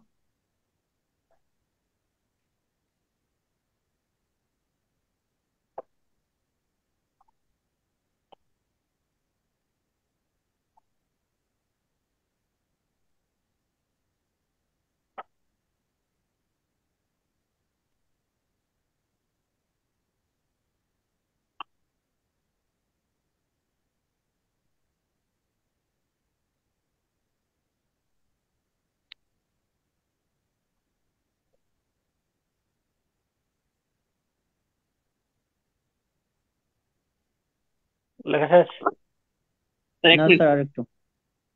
লিখো।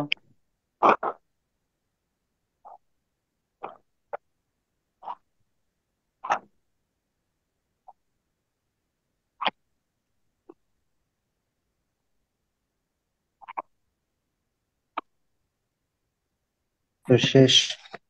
শেষ লিখছো? তাহলে আসো, রুহামা স্টুডেন্ট অফ ক্লাস 5, মিলছে কিনা? স্যার একটুখানি লেখা শেষ ওরে হয়নি। একটুখানি, ঠিক আছে লিখো লিখো লিখো, সমস্যা নেই। এই তোমরা কি স্ট্রাকচারটা পাইছো? রুহামার স্ট্রাকচার পাইছো?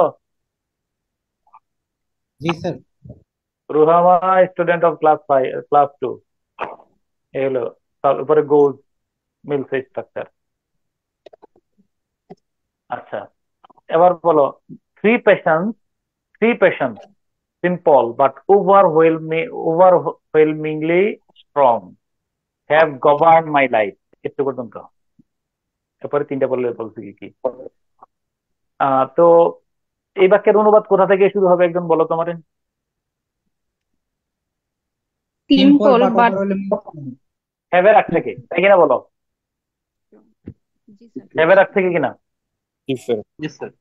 আচ্ছা, তাহলে অর্থটা হলো সিম্পল বাট ওভারওয়েলমিংলি স্ট্রং। তাহলে অর্থ কি দাঁড়াচ্ছে? সাধারণ, সহজ কিন্তু বিস্ময়কর ভাবে শক্তিশালী। ওভারওয়েলমিং, অপ্রতিরোধ্য ভাবে শক্তিশালী, তাই না বলো? লেখার সহজ অথবা সাধারণ কিন্তু বিস্ময়কর ভাবে বা অপ্রতিরোধ্য ভাবে শক্তিশালী। সহজ অথবা সাধারণ। তুমি সহজের নিচে লিখে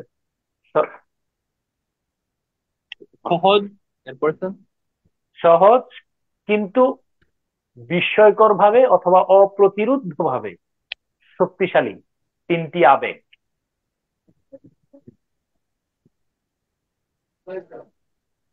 তিনটি আবেগ, এরপর কই যাইবা বলো একটু।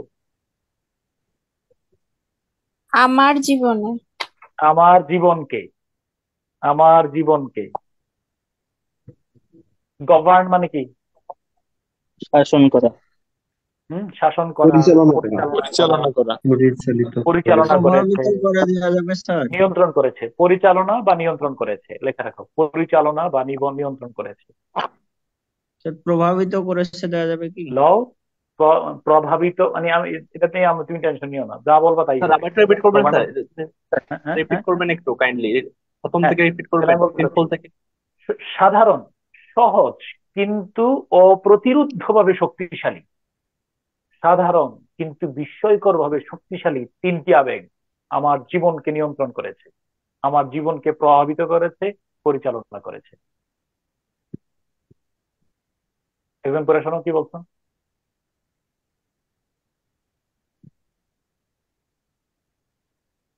সহজ কিন্তু বিস্ময়কর ভাবে শক্তিশালী তিনটি আবেগ আমার জীবনকে নিয়ন্ত্রণ করেছে। নিয়ন্ত্রণ করেছে, প্রভাবিত করেছে, পরিচালনা করেছে। ওকে ফাইন, দাঁড়িয়ে দাও, দাঁড়িয়ে। এরপরে তিনটা জিনিস কি এখানে বলা আছে? The longing for love, the search for knowledge and unbearable pity for the suffering of mankind. শোনো, আমার এখানে একটু ব্র্যাকেট, এখানে দাঁড়িয়ে দিয়ে লিখো, সেগুলো হলো হাইফেন। এবার বলো সেগুলো হলো ইংরেজি আছে কিনা? নাই। এবার এবার বলবো যে আপনি দিচ্ছেন কোথা থেকে? আল্লাহর হস্তে দিলে আমার আরেকবার এদিকে তাকাও, আবার আবার আবার মনে রাখো, আবারও চোখ বোলাও, শাহবাজ শরীফে চলে যাও। সেগুলা হল কিভাবে দিচ্ছি আমরা? কই শাহবাজ শরীফ কই আসেনি? শাহবাজ শরীফের অনুবাদটা তো এটা না, গার্ডিয়ান কই এটা? হ্যাঁ, শাহবাজ শরীফ আরেকবার দেখো, এই যে দেখো এখানে দেখো, বলছে যে হি sorry, after Shahbaz Sharif was appointed as the Pakistan 21st Prime Minister, his first words to Parliament were those from Ataullah Kasmi, a modern commentator, loftily espousing that. হ্যাঁ, ওকে। অনুবাদের মধ্যে দেখো, অনুবাদের মধ্যে দেখো, 23তম প্রধানমন্ত্রী হিসাবে নিযুক্ত হওয়ার পর পার্লামেন্টে তার প্রথম কথাগুলো ছিল আধুনিক কবি ও ভাষ্যকার আতাউল্লাহ কাসমির একটি কবিতার লাইন। দাঁড়ি, জীবনকে আমাকে নিয়ন্ত্রণ করেছে, দাঁড়ি। লাইনটি ছিল, এই বাক্যের ইংরেজি আছে কিনা সেটা বলো। এটার নাম কলোকিয়াল ল্যাঙ্গুয়েজ, এটার নামই হলো সহায়ক শব্দ। তাহলে তিনটি সহজ কিন্তু অপ্রতিরোধ্য ভাবে শক্তিশালী তিনটি আবেগ আমার জীবনকে তাড়িত করেছে, নিয়ন্ত্রণ করেছে। সেগুলো হলো, এটা হলো আমি এইটাই। তোমরা কি আমার সহায়ক শব্দের ধারণাটা আমি ক্লিয়ার করতে পারছি কিনা? হ্যাঁ স্যার। জি ওকে, স্যার। সেগুলো হলো সেগুলো হলো কই, সেগুলো কি? সেগুলো হলো 1 নম্বরে দ্য লঙ্গিং ফর লাভ। আবার বলো, longing for love. Long for মানে কি? চাওয়া প্রত্যাশা, হুম, কিসের জন্য? ভালোবাসার কামনা, ভালোবাসার ভালোবাসার আকাঙ্ক্ষা। আকাঙ্ক্ষা। লেখা রাখো, ভালোবাসার আকাঙ্ক্ষা। ভালোবাসার কি বলো? আকাঙ্ক্ষা। কথা রে ভাই, এটা কি অনুবাদ দিচ্ছে, কি লাইন, যে প্রশ্নটা করছে তার ফেলিউর জানাইতে হবে, কোন জায়গা থেকে বের করে এনে দিচ্ছে। স্যার এখন কি কোলন দিব সেগুলো হলো? সেগুলো হলো কোলন অথবা হাইফেন ব্যবহার করতে পারো, নো প্রবলেম। সেগুলো হলো কোলন দাও, আর কোলন না দিয়ে হাইফেন সেগুলো ব্যবহার হলো করতে পারো। মেবি কোলন স্যার কি প্যাটার্ন? ওয়ার্ডটা এখানে যোগ করা হয়েছে স্যার। হ্যাঁ হ্যাঁ হ্যাঁ হ্যাঁ সেগুলো হলো ওয়ার্ডটা মেবি স্যার যোগ করছেন আলাদাভাবে। হ্যাঁ, এটা সহায়ক শব্দ দিচ্ছি আর কি, আমি সহায়ক শব্দ। সেগুলো হলো, এরপরে হলো ভালোবাসার আকাঙ্ক্ষা বা প্রেমের আকাঙ্ক্ষা, ভালোবাসার আকাঙ্ক্ষা। সার্চ ফর জ্ঞানের নলেজ 2 নম্বরে কি বলো? সার্চ জ্ঞান, ফর নলেজ। মানে জ্ঞানান্বেষণ জ্ঞানের পিপাসা, অন্বেষণ, জ্ঞান অনুসন্ধান, অন্বেষণ, তাই না? জ্ঞানের জ্ঞানের পিপাসা। জ্ঞানের পিপাসা। জ্ঞানের পিপাসা, জ্ঞানের অনুসন্ধান, জ্ঞানের অনুসন্ধান বা পিপাসা, জ্ঞানের অনুসন্ধান। আর and unbearable pity for the suffering of mankind. আবার বলো, অনুবাদ কি আমি আনবিয়ারেবল অর্থ আগে করব নাকি ম্যানকাইন্ডের অর্থ আগে করবো, একজন বলো। ম্যানকাইন্ডের ম্যানকাইন্ড। অর্থ ম্যানকাইন্ডের অর্থ। তাহলে ম্যানকাইন্ডের অর্থ যদি করো মানুষের, মানব জীবনের জাতির, মানুষের দুর্ভোগের, তাই না? মানুষের, অসহনীয়, মানব জাতির দুর্ভোগের জন্য, মানব জাতির দুর্ভোগের জন্য কি বলো? আনবিয়ারেবল পিটি মানে কি? অসহনীয় করুণ। অসহনীয় অসহনীয় দয়া বা করুণা। সমবেদনা, অসহনীয় করুণা, সমবেদনা। লেখা রাখো, মানব জাতির দুর্ভোগের জন্য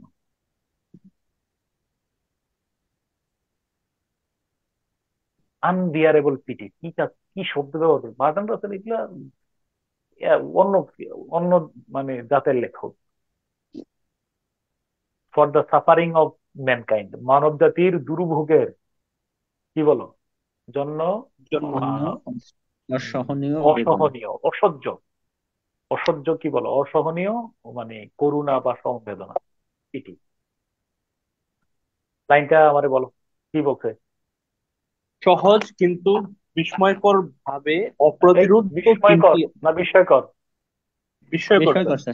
হ্যাঁ, বিস্ময়কর বা বিস্ময়কর ভাবে অপ্রতিরোধ্য। অপ্রতিরোধ্য শোনো, তিনটি আমি বলে আবেগ। রাখি, এই যে দাঁড়া দাঁড়া, বিস্ময়কর আর অপ্রতিরোধ্য এই দুইটার মধ্যে কিন্তু ইয়ে আছে, তোমার ধাপের পার্থক্য আছে। বিষয় এটা বিশ্বাস হয়নি তোমার? জি স্যার। তার মানে মনে রাখো, শব্দ তোমার না চাবে, একটা কথা তোমার বলে রাখি। এই সরি, হজমত একটা কথা আছে, ইন্না মিনাল বায়ানি লা সেহরান। তারা আমার হঠাৎ করে যেহেতু বলা হয়েছে, এটা আরবি লেখা রাখো, এটা হাদিস। কেউ অর্থটা বলো, তিনলেন না অর্থ কি? ইন্না মিনাল বায়ানি লা সেহরান।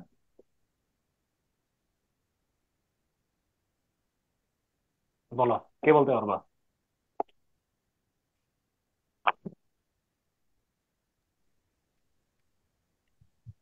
এনিওয়ান, কে বলতে পারবে কিনা এর অর্থ? জি স্যার, বলো। নিশ্চয় বর্ণনার ভিতরে জাদু আছে স্যার। ইন্না, ইন্না মানে হলো অ্যাবসলিউটলি, নিশ্চয়ই, নিশ্চয়। ঠিক না? হ্যাঁ, নিশ্চয়ই। জি। মিনাল মানে, মিনাল বায়ানি মানে বায়ানের মধ্যে আর কি। মিন হলো প্রেপোজিশন, বায়ানি মানে হলো স্পিচ। জি স্যার, বর্ণনা বা লা সেহরান, বক্তব্য। লা মানে অবশ্যই আর কি, এটা লাম আলিফ যাও না। লা সেহরান মানে হলো অ্যাবসলিউটলি। সেহরান, আমরা সেহরি খাই না, জাদু। সাহারি, আমরা সেহরি না। সেহরান মানে হলো জাদু। আমরা কিন্তু সেহরি খাই না, সাহারি খাই। এই সেহরি না জি সাহারি, আমরা ভোরবেলা খাই সাহারি। আর সেহর মানে কি বলো? জাদু স্যার, জাদু। জাদু, জাদু। বুঝছো কিনা? নিশ্চয়ই মানুষের কথায় জাদু আছে। তো অনুবাদের ক্ষেত্রে মাথার মধ্যে এই যে জাদুময়তা যেন এটা থাকে। সেহের মানে তুমি দাঁড়া, আমি তোমার কি বলে রাখি, শ্যামলিতে এই একটু একটু এটা গল্প বলি। শ্যামলী ক্লাব মাঠটা আছে না, কখনো গেছো? জি স্যার, গেছি স্যার। ক্লাব মাঠের মধ্যে তোমার ওই যে পাথর বিক্রি করে আর কি, হ্যাঁ শোনো, পাথর বিক্রি করে প্রথম দিন আছে না, আমি গেছি যাইয়া দেখতেছি, দেখা এরপরে 100 টাকা দিয়ে পাথর কিনা নিয়ে আসছি।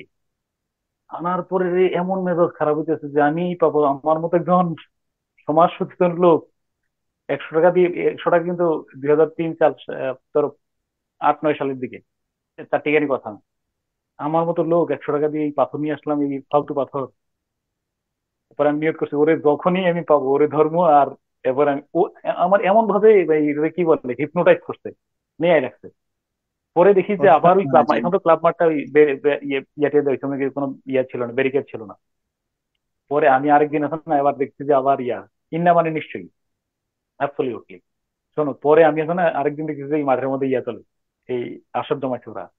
আমি কিন্তু হচ্ছে যে আজকে দেখি পারলে ও কেমনি আমার কাছে নেই, ঠিক আছে। পরে ওই ওই দিন আমি খুব স্ট্রং মাইন্ডেড হইয়া ওই আসরে জমছি। ওই তারপরে থাইকে আমি পাথর তো নেবই না, কিন্তু শেষ পর্যন্ত আমি আবার কি করে কিনে আসছি বলো, আবার 100 টাকা দিয়ে কিনে আসছি বলো, একেবারে প্রমিস করে বললাম আমার ঘর জীবন এটা সত্য ঘটনা। কিসের কারণে বলো? স্যার কথার কথার মায়া জাদু। ইন্না মিনাল বায়ানি লা সিহরান। ওকে, ঠিক আছে। তাহলে আসো, তাহলে ওই যে বললাম তিনটি কিনা কিনা তিনটি কিনা সহজ, সাধারণ কিন্তু অপ্রতিরোধ্য ভাবে শক্তিশালী তিনটি আবেগ আমার জীবনকে নিয়ন্ত্রণ করেছে। তারপর কি তিনটা কি কি সেগুলো হলো ভালোবাসার আকাঙ্ক্ষা, ভালোবাসার আকাঙ্ক্ষা, ভালোবাসার আকাঙ্ক্ষা, জ্ঞানের ভালোবাসার অনুসন্ধান এবং আকাঙ্ক্ষা, মানবজাতির দুর্ভোগের জন্য অসহনীয় করুণা। এই পদ্মিন উপরে জ্ঞানের অন্বেষণ এবং কি বলো ইয়া জ্ঞানান্বেষণ এই এবং মানব জাতির পরেরটা, দুর্ভোগের জন্য অসহনীয় করুণা।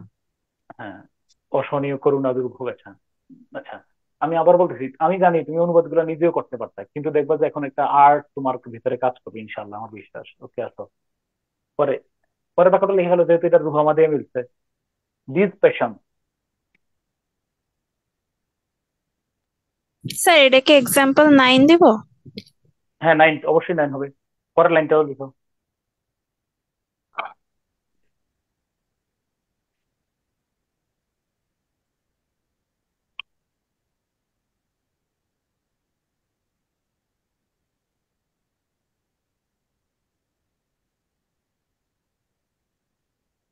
স্যার এখানে হ্যাভ ইউজ করছে কেন, মানে হ্যাভ ব্লোন, মানে এখানে হ্যাঁ রহস্যটা হ্যাভ ব্লোন, হ্যাঁ ঠিক আছে তো।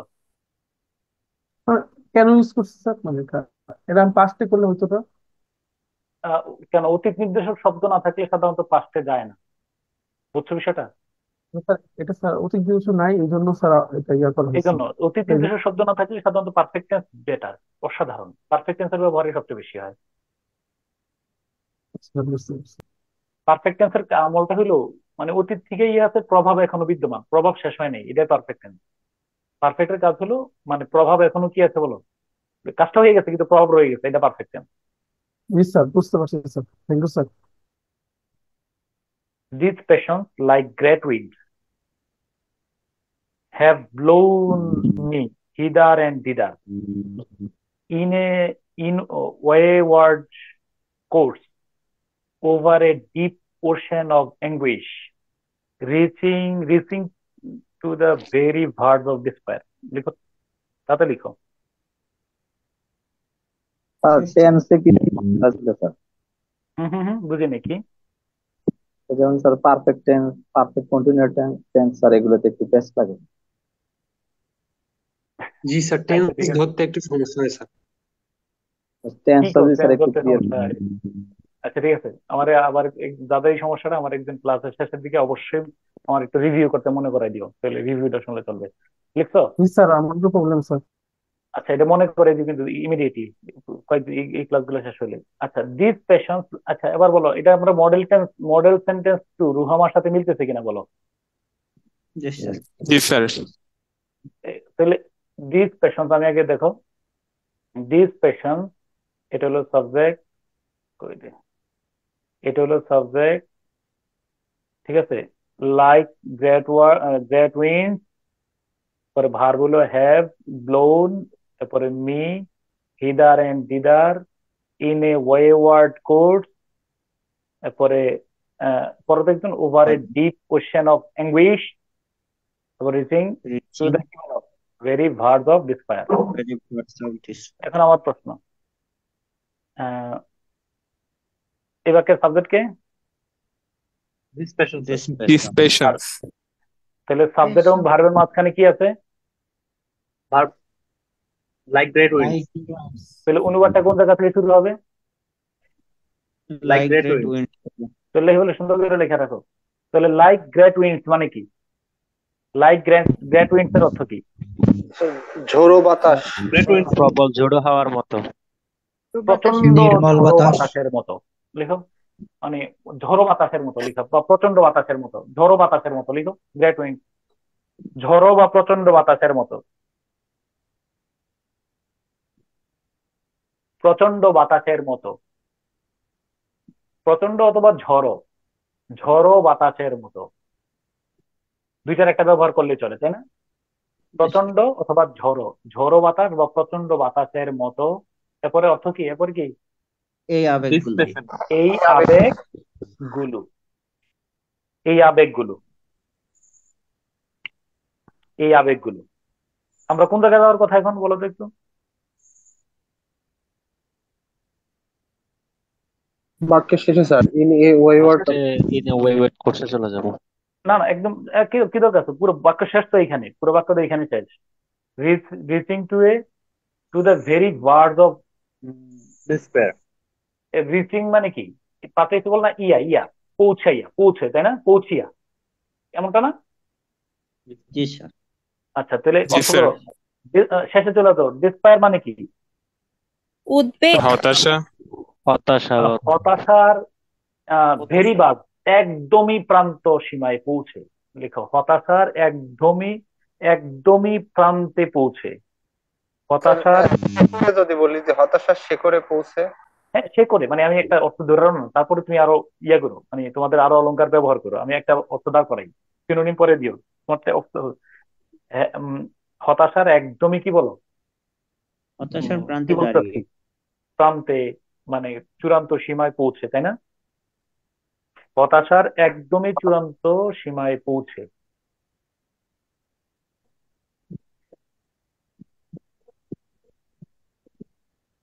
স্যার আপনি এরপরে এর আগে পৌঁছিয়া কি বলবেন। আছে? হতাশার একদমই প্রান্ত সীমায় পৌঁছে।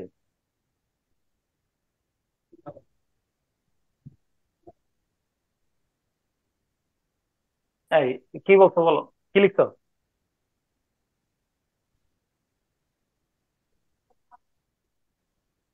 কি লিখছো? স্যার এই ঝড়ো বাতাসের প্রচন্ড ঝড়ো বাতাসের মতো এই আবেগগুলো হতাশার একদমই প্রান্তে পৌঁছে। প্রান্তে পৌঁছে। এরপরে over a deep ocean of anguish, অর্থটা কি? ওভার এ ডিপ বলবা নাকি অ্যাঙ্গুইশ থেকে? অ্যাঙ্গুইশ তার আগে। তাহলে তাহলে যন্ত্রণার, অ্যাঙ্গুইশ শব্দের অর্থ কি বলতে পারি আমি? দুঃখ বা দুঃখ, কষ্ট, তাই না?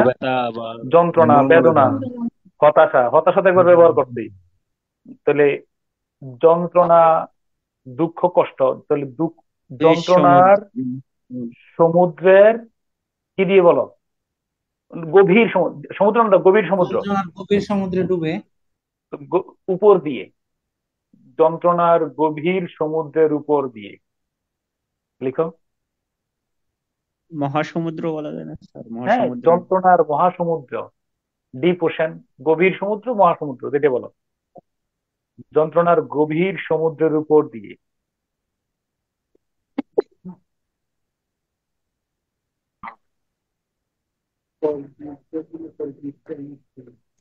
ইন এ ওয়েওয়ার্ড কোর্স, ওয়েওয়ার্ড অর্থ কি বলো? জানি না স্যার। পথদিক। যারা জানো তারা বলো।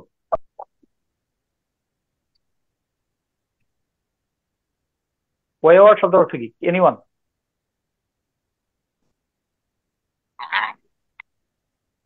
মানে হ্যাঁ, কি পথভ্রষ্ট লেখা? আচ্ছা লিখো, যারা জানো তারা, এবার বাকিরা তো জানো না তারা লিখবে আর কি, আমি পরে বলতেছি যারা জানো না তাদের জন্য সমাধান কি। তাহলে কি বলে না, পথভ্রষ্ট পথে, পথভ্রষ্ট বা লক্ষ্যচ্যুত পথে, পথভ্রষ্ট পথে লিখো। ওয়েওয়ার্ড ইন এ, ওয়েওয়ার্ড কি বলো কোর্স, পথভ্রষ্ট পথে।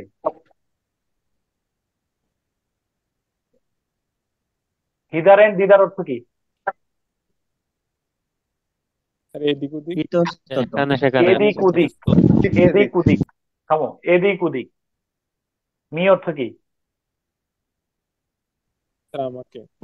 আমাকে উড়িয়ে দিয়েছে, উড়িয়ে দিয়েছে। লেখাটা শেষ করো, পরে বলতেছি। স্যার উপর দিয়ে প্রথমষ্ট পথে, এরপরে আমার আমার এদিক ওদিক উড়িয়ে, আমাকে উড়িয়ে দিয়েছে। এখন আমাকে এটা কোন জায়গায় বসাইলে সুন্দর হয়, তুমি এটা বসাইবে এখন। আচ্ছা, এবার আমি এটা বলি, দেখো অর্থটা কি দাঁড়াচ্ছে। হম প্রচন্ড বাতাসের মতো এই আবেগগুলো, ঝড়ো বাতাসের মতো এই আবেগগুলো, তারপরে কি শেষে হলো আহ, হতাশার প্রান্ত হতাশার সীমায় একদম পৌঁছে, প্রান্ত সীমায় পৌঁছে। পৌঁছে, তারপরে যন্ত্রণা, এঙ্গুই শব্দ কিনা লিখতো, যন্ত্রণার যন্ত্রণা মহাসমুদ্রের গভীর উপর সমুদ্র, দিয়ে যন্ত্রণার মহাসমুদ্র হয়ে বা মহাসমুদ্রের উপর দিয়ে, হয়ে লিখো বা উপর দিয়ে লিখো, কোনো সমস্যা নেই, উপর দিয়ে, আমাকে মহাসমুদ্র ডিঙ্গিয়ে পথভ্রষ্ট হয়, দিয়েছে। পথভ্রষ্ট পথে। তারপরে আমাকে যদি এখানে দিয়ে দাও, আমাকে এদিক ওদিক করে দিয়েছে। ওকে, আমাকে এফোর এফোর, এফোর ওফোর করে দিয়েছে। এদিক ওদিক না লিখে লিখতে পারো এফোর ওফোর। আমাকে মানে বুঝো না মানে, মানে বা কাটা কাটা আমাকে করে ফেলছে, এলোমেলো করে দিয়েছে হবে নাকি? এলোমেলো করে দিয়েছে, এফোর ওফোর করে দিয়েছে। এফোর ওফোর একটা শব্দ আছে না? জি স্যার। এবার আমারে বলো, আমার আমার মতো গরিব লোক যারা আছো, যারা আমরা ইনে, ইনে ওয়ার্ড কোর্স অর্থটা জানতে পারছি না, ওয়ার্ড জানা নেই, তারা বলো এবার। আমরা ওয়ার্ডটা বাদ দিয়ে পড়ি। এই আবেগগুলো, ও সরি, প্রচন্ড বাতাসের মতো এই আবেগগুলো হতাশার, হ্যাঁ, প্রান্ত সীমায় পৌঁছে যন্ত্রণার গভীর সমুদ্রের উপর দিয়ে আমাকে দিক বিদিক করে ফেলেছে, আমাকে এপুর উপর করে ফেলেছে। আমি যদি ওয়ার্ড শব্দটার অর্থ বাদ দেই, তাহলে কি আমি ধ্বংস হয়ে গেলাম? না স্যার। স্যার এখানে স্যার হিদারেন, হিদার কি হবে স্যার, অর্থটা কি? হিদারেন এদিক হিদার, ওদিক, হিদার, এদিক ওদিক, হিদার মানে হলো এদিক, এরপর এরপর হিদার মানে হলো ওইদিক। আমাকে এদিক ওদিক করে ফেলেছে আর কি, বুঝো না, মানে আমাকে এদিক ওদিক করে, এরপর মানে হ্যাঁ। আমি তাহলে আমি এই লেখা রাখো ওয়ার্ড, যদি মানে এটা হলো এটা কি আমি আনএভয়েডেবল বলবো না অ্যাভয়েডেবল বলবো? অ্যাভয়েডেবল। অ্যাভয়েডেবল। যদি এটাতে, এটার কারণে আমার পুরো অনুবাদ থমকে দাঁড়াবে না। এই ওয়ার্ডের মধ্যে গোলদাগ দিয়ে লেখা রাখো, এই বাক্যের কারণে আমার পুরো অনুবাদ থামবে না। নোট করো। এই ক্লিয়ার? একজন, একজন একটু পড়ে শোনো, পড়ে শোনো। কোনটা পড়বো স্যার? এই পুরো অনুবাদটা পড়ো, নোট থ্রি, সরি তৃতীয় কথা দেওয়ার আগে। স্যার প্রচন্ড ঝড়ো বাতাসের মতো এই আবেগগুলো হতাশার একদমই প্রান্তে পৌঁছে যন্ত্রণার গভীর সমুদ্রের উপর দিয়ে পথভ্রষ্ট পথে আমাকে এফোর ওপর করে ফেলেছে। একেবারে সাহিত্যের আবেগময় ভাষা তো, দেখবে যে এটার মধ্যে গতি আছে, নো প্রবলেম। আমি জানি যে তুমি আরেকটু যদি মাথা খাটাও আরো সুন্দর, আরো সাবলীল করতে পারবা, ডোন্ট ওয়ারি। ওকে, তারপরে কথা নম্বর, তৃতীয় কথা নাকি আমরা তৃতীয় কথা দেবো? জি স্যার, তৃতীয় কথা স্যার। ওকে, তৃতীয় কথা, তৃতীয় কথা হলো নোট, মানে আমরা নোট থ্রি এর তৃতীয় কথা, মডেল থ্রি এর তৃতীয় কথা না? মডেল দাঁড়াও একটু সেন্টেন্স। আমার একটু আরেকটা অনুবাদ লেখার জায়গায় খালি রেখে দিও, দাঁড়াও কাইন্ডলি একটু আমার একটু 30 সেকেন্ড সময় দাও। এখানে সেম ডেইলি স্টার একটা সম্পাদক দিয়ে দাও, এই লাইনটা স্ক্রিনশট দিয়া উদাহরণ নম্বর এখানে লেখা রাখবে, দাঁড়াও একটু আমি দিতেছি। উম, দাঁড়াও,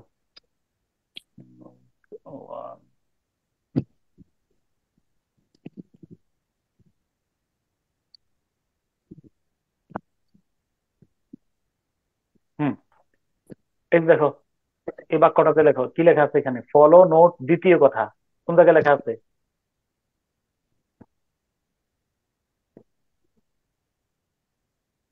এই বাক্যটা একটু বড় পড়ে শোনো তাড়াতাড়ি।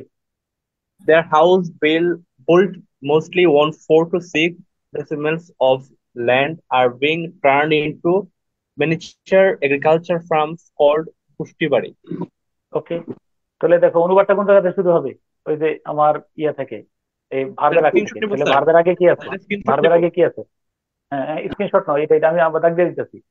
Their house built mostly on 4 to 6 decimals of land are being turn. তাহলে আমরা কি অর্থ কি তাদের হাউস বলবো, নাকি সর্বোচ্চ, দেখো সর্বোচ্চ 4 থেকে 6 ডেসিমেল 6 শতক জমির উপর নির্মিত তাদের বাড়িগুলো পুষ্টি বাড়ি নামে ক্ষুদ্র কৃষি খামারে পরিণত হচ্ছে। আমার কথা বুঝছো কিনা? স্ক্রিনশট দিয়ে রাখো, পরে অর্থ লিখো। স্ক্রিনশট দিয়ে রাখো, পরে অর্থ কোনটার, একদম বাক্যটা পড়ে শোনো কোনটার সাথে মিলতেছে। কত নম্বর উদাহরণ হবে এটা? 10 নাম্বার। 10, উদাহরণ 10। ওকে, নোট 3, সরি নোট 3 না তৃতীয় কথা?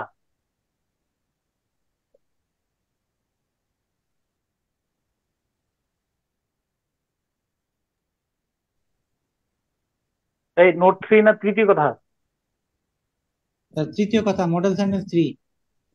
Model sentence 3, model sentence 3।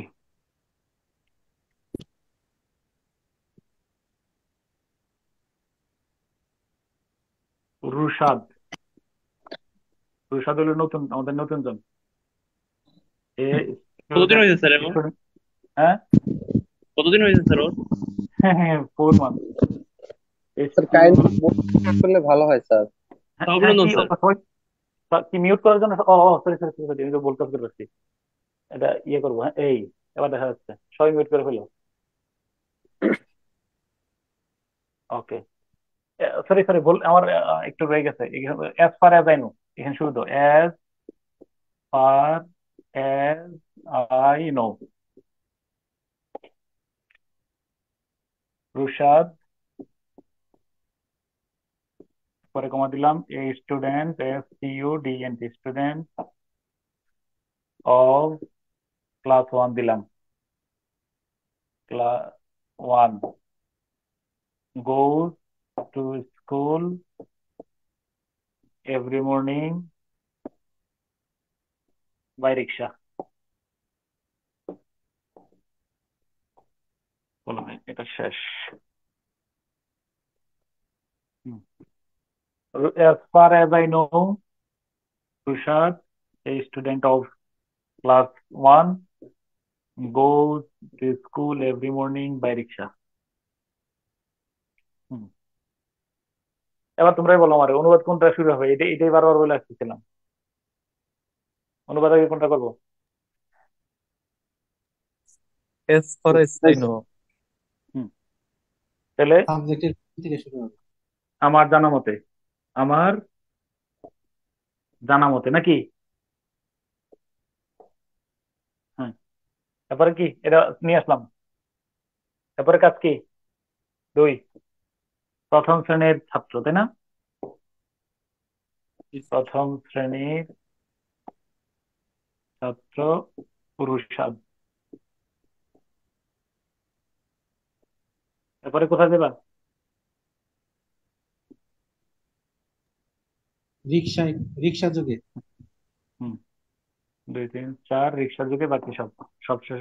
4, 5 numbering করে রাখো, 6, 7। রিক্সা যুগে, রিক্সা যুগে প্রত্যহ সকালে, সকালে স্কুলে যায়।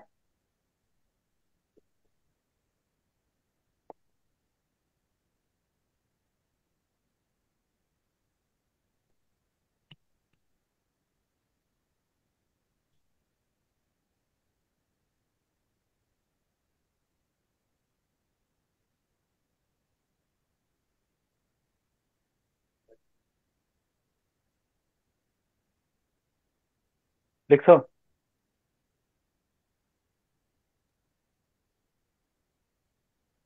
জি স্যার। ওকে, ব্যাখ্যা। ব্যাখ্যা লিখো। সাবজেক্টের পূর্বে কমা দ্বারা যুক্ত, সাবজেক্টের পূর্বে কমা দ্বারা যুক্ত কোনো ওয়ার্ড, ফ্রেজ বা ক্লজ থাকলে।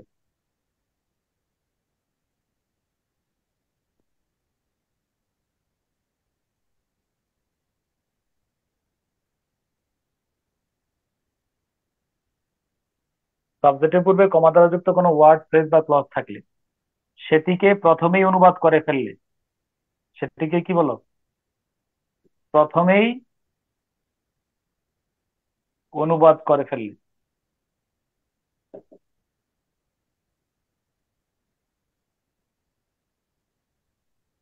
সুবিধা হয়, সুবিধা হবে।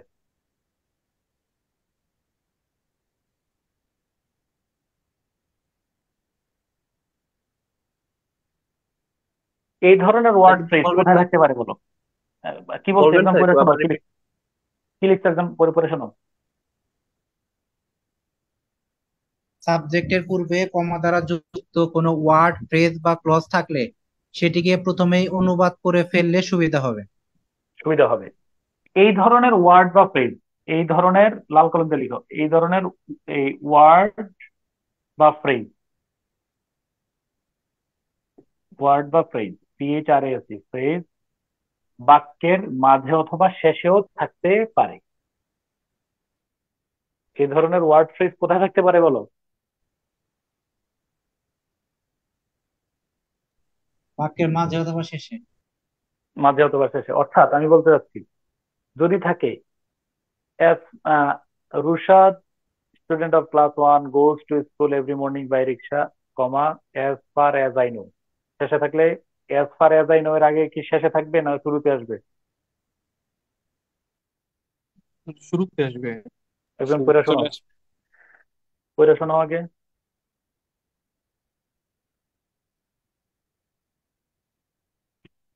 পড়ে শোনো।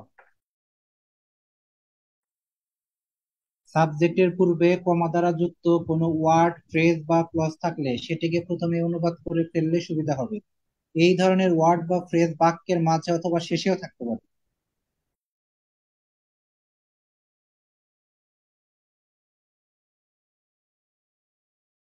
হ্যাঁ বলো, কি বলছিল একজন আর, তাহলে হয়েছে লিখছো?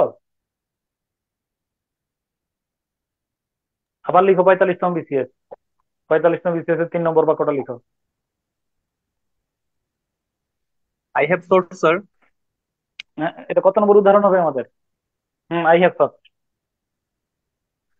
Sir, 11 sir. হ্যাঁ হ্যাঁ 11 নম্বর 11 উদাহরণ লিখো। I have thought 12। লাভ। হ্যাঁ,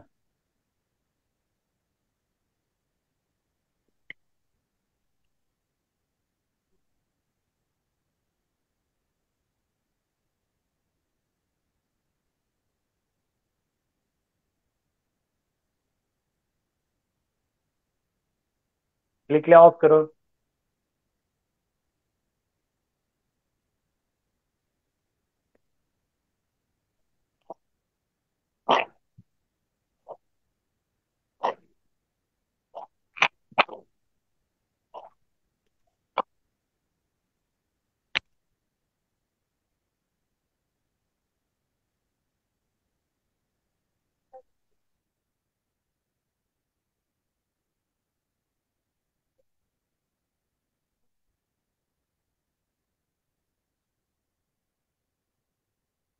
বলবো লেখা শেষ নাকি?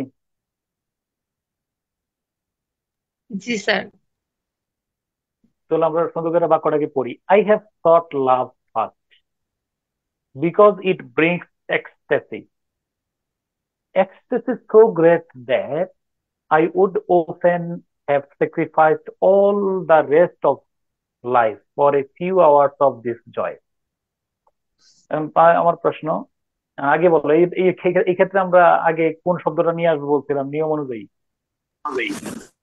হ্যাঁ,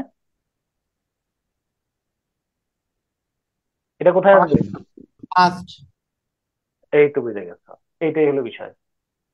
তাহলে সুন্দর করে লিখো, তাহলে প্রথমে আমি কি চেয়েছিলাম বলো? প্রথমে আমি কি চেয়েছিলাম? ভালোবাসা। ভালোবাসা চেয়েছিলাম। ওকে, চেয়েছিলাম বলবো না, চেয়েছি। প্রথমে আমি কি চেয়েছি বলো? ভালোবাসা চেয়েছি। তুমি কি এখানে কোনো কমা ফমা দিবা নাকি সরাসরি দাড়ি দিতে চাও? দাড়ি, দাড়ি। হ্যাঁ, কারণ ইট ব্রিংস এক্সটেসি। এক্সটেসি মানে কি? আনন্দ, কারণ চরম আনন্দ। কারণ কারণ এটি লিখো না। উৎফুল্ল, এ- হ্যাঁ, উৎফুল্লতা, পরমানন্দ। এক্সটেসি মানে আনন্দের, জয় মানে আনন্দ, এক্সটেসি মানে হলো পরমানন্দ। কারণ জি স্যার। এটি, ইট মানে কি?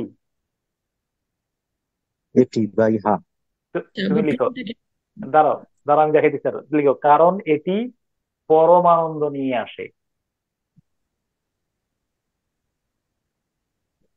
আচ্ছা, এবার তুমি লাইনটা একটু পর্যন্ত লেখো, কি লিখছো বলো তো?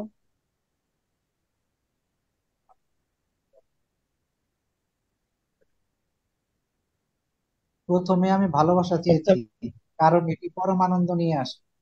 এটির সুন্দর করে কাইটা লিখো, এটির জায়গায় আবার লিখো কারণ ভালোবাসা।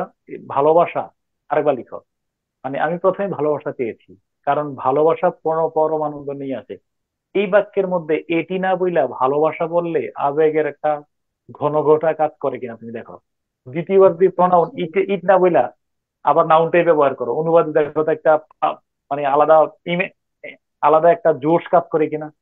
জি স্যার, জি স্যার। প্রথমে আমি ভালোবাসা পেয়েছি, কারণ এটি পরমানন্দ নিয়ে আসে। এটা একটা বাক্য। প্রথমে আমি ভালোবাসা চেয়েছি, কারণ ভালোবাসা পরমানন্দ নিয়ে আসে। দ্বিতীয়বার ইটের অর্থ ইহা এটি না বইলা ভালোবাসা বললে আলাদা একটা ভাব কাজ করে কিনা বলো। জি স্যার। আমি বুঝতে পারছি কিনা? এটি লিখো, এটা লিখো উপরে ভালোবাসা, মানে আমি বুঝাইতেছি যে এটা তোমার যে স্বাধীনতাটা কোথায়। দাড়ি, দাড়ি দিছো। হ্যাঁ স্যার। জি স্যার। পরে কি? Ecstasy so great. এক্সটেসি কি বলো? সো গ্রেট অর্থ কি? পরমানন্দ মহৎ। আচ্ছা, এইখানে পরমানন্দ তুমি অতি মহৎ। লিখো আর আর সরে আরো আর আর আর লিখে গোল দাগ দিয়ে লেখো, এটা আমার সহায়ক শব্দ। আর কি? Ecstasy so great. আর পরমানন্দ এতটাই কি বলো? মহান। পরমানন্দ এতটাই মহান যে, পরমানন্দ এতটাই মহান যে আই উড ওপেন, আমি I would open have sacrifice. এটার অর্থ কি আমাদের লেখা যাবে? না স্যার, এটা এটা শেষে লেখা যাবে, আমরা, কিন্তু ভার্বেরটা লেখা যাবে না। হ্যাঁ, তাদের অর্থ লেখা যাবে। আমি লিখতে পারবো কিন্তু ভার্ব অর্থ লিখতে পারবো না। এখন আমাদের কোন জায়গায় যাওয়ার কথা? সেন্টেন্সের শেষ। শেষে চলে যাবো। তো শেষে কি আছে? Of this joy, of this joy. হ্যাঁ, অর্থ কি? এই আনন্দ, এই আনন্দের। লিখো, এই আনন্দের।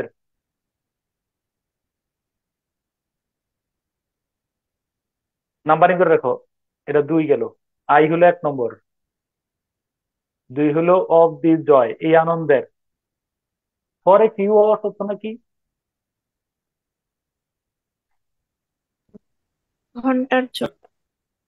হ্যাঁ বলো, কিছু কয়েক সময়ের জন্য। ঘন্টার একটা সময় জন্য। এই আনন্দের কয়েক ঘন্টার জন্য, কয়েক ঘন্টার জন্য।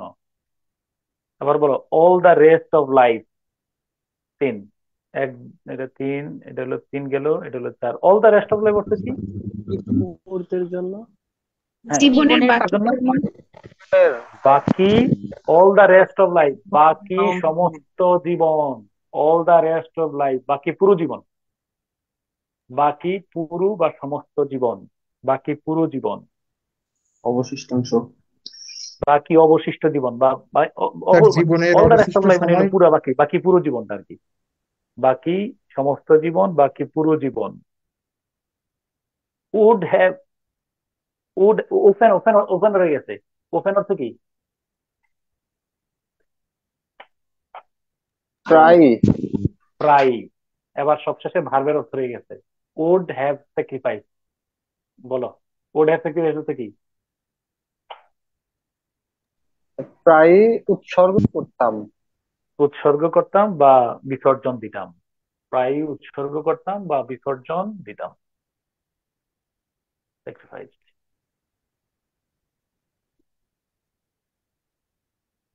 লাইনটা বলো, অর্থটা কি লিখছো? পুরো লাইনটা সুন্দর করে পড়ো। প্রথমেই আমি ভালোবাসা চেয়েছিলাম, কারণ ভালোবাসা পরমানন্দ নিয়ে আসে। আর পরমানন্দ এতটাই মহান যে আমি এই আনন্দের কয়েক ঘন্টার জন্য বাকি পুরো জীবন প্রায়ই বিসর্জন করতাম, বিসর্জন দিতাম। আমি কি, তোমরা কি বুঝতে পারছো মানে অনুবাদ, মানে মানে এটা কি, মানে তুমি এবড়ো থেবড়ো হচ্ছে নাকি সাবলীল? মোটামুটি সাবলীল হচ্ছে। তোমরা আরো, আমি এখানে জানি অনেক গত ব্যাচে আমি আরো এমনও পাইছি, ওরে কি মানে ও নাটক ভুলে গেছি আমি, এত সুন্দর অনুবাদ করতে পারতো। তোমরা তো, আমি জানি তোমাদের মধ্যে এখানে অনেক মানে ক্রিয়েটিভ জেনুইন প্রতিভা আছে। দেখবো যে তুমি অনুবাদ করতেছো নিজেই তাজ্জব হয়ে গেছে তোমার অনুবাদ দেখা। ওকে, ঠিক আছে। তারপরে আর কি, এই তাহলে সেম কথা আর কি। এরপরে আই হ্যাভ থট, সেম কথা। দ্বিতীয় পরের বাক্যটা আমি শুধু লেখানো, I have thought it next, I have thought it next because it relieves loneliness. এবার বলো, এই বাক্যের প্রথমে অনুবাদ ইয়াটা কি আসবে, প্রথম কথাটা কি আসবে? Next sir. নেক্সট। তা লিখে ফেলো। আমি আর আমি আর এখন চলে যাবো, আমি টপিক শেষ করতেছি। হ্যাঁ, এই লিখে ফেলো।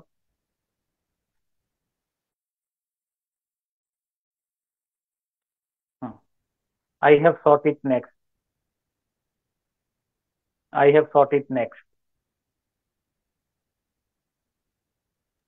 তার এই লাইনটা কি সেন্টেন্সের সাথে কানেকশন হবে না আলাদা? না না না, পরের, এটা পরের লাইন কিন্তু আমি ওই লনলিনেস এর পরে এটা দিচ্ছি, এই নিয়মের সাথে আমি মিলাতে পারতেছি না। এটা হলো নোট ফোরে যাবে। এটা একটা বিপজ্জনক লাইন। ওই যে আমি বলছিলাম না, এই যে লনলিনেস এর পরে যে অংশটা আছে, তোমাদের কাছে প্রশ্ন থাকলে দেখবা একটা, এইখানে এসে তুমি মাথা ঘুরে দিয়ে পড়বা, এরকম আর কি অবস্থা। কেউ কারোর কাছে প্রশ্ন থাকলে দেখো। পরে আমি এটা পেয়েছি, কারণ হ্যাঁ, আচ্ছা, এরপরে নেক্সট আই হ্যাভ থট ইট। তাহলে প্রথমে আমি কি বলবো? প্রথমে পরবর্তীতে। আমি, আচ্ছা তাহলে এখনই কি আমি পরবর্তীতে বলবো না পরবর্তীতেও বলবো? ওটা দিলে কি সুন্দর হয় কিনা? পরবর্তীতেও। হ্যাঁ, পরবর্তীতেও আমি। এইটার অর্থ এটা কি ইহা চেয়েছি নাকি ভালোবাসা চেয়েছি? ভালোবাসা,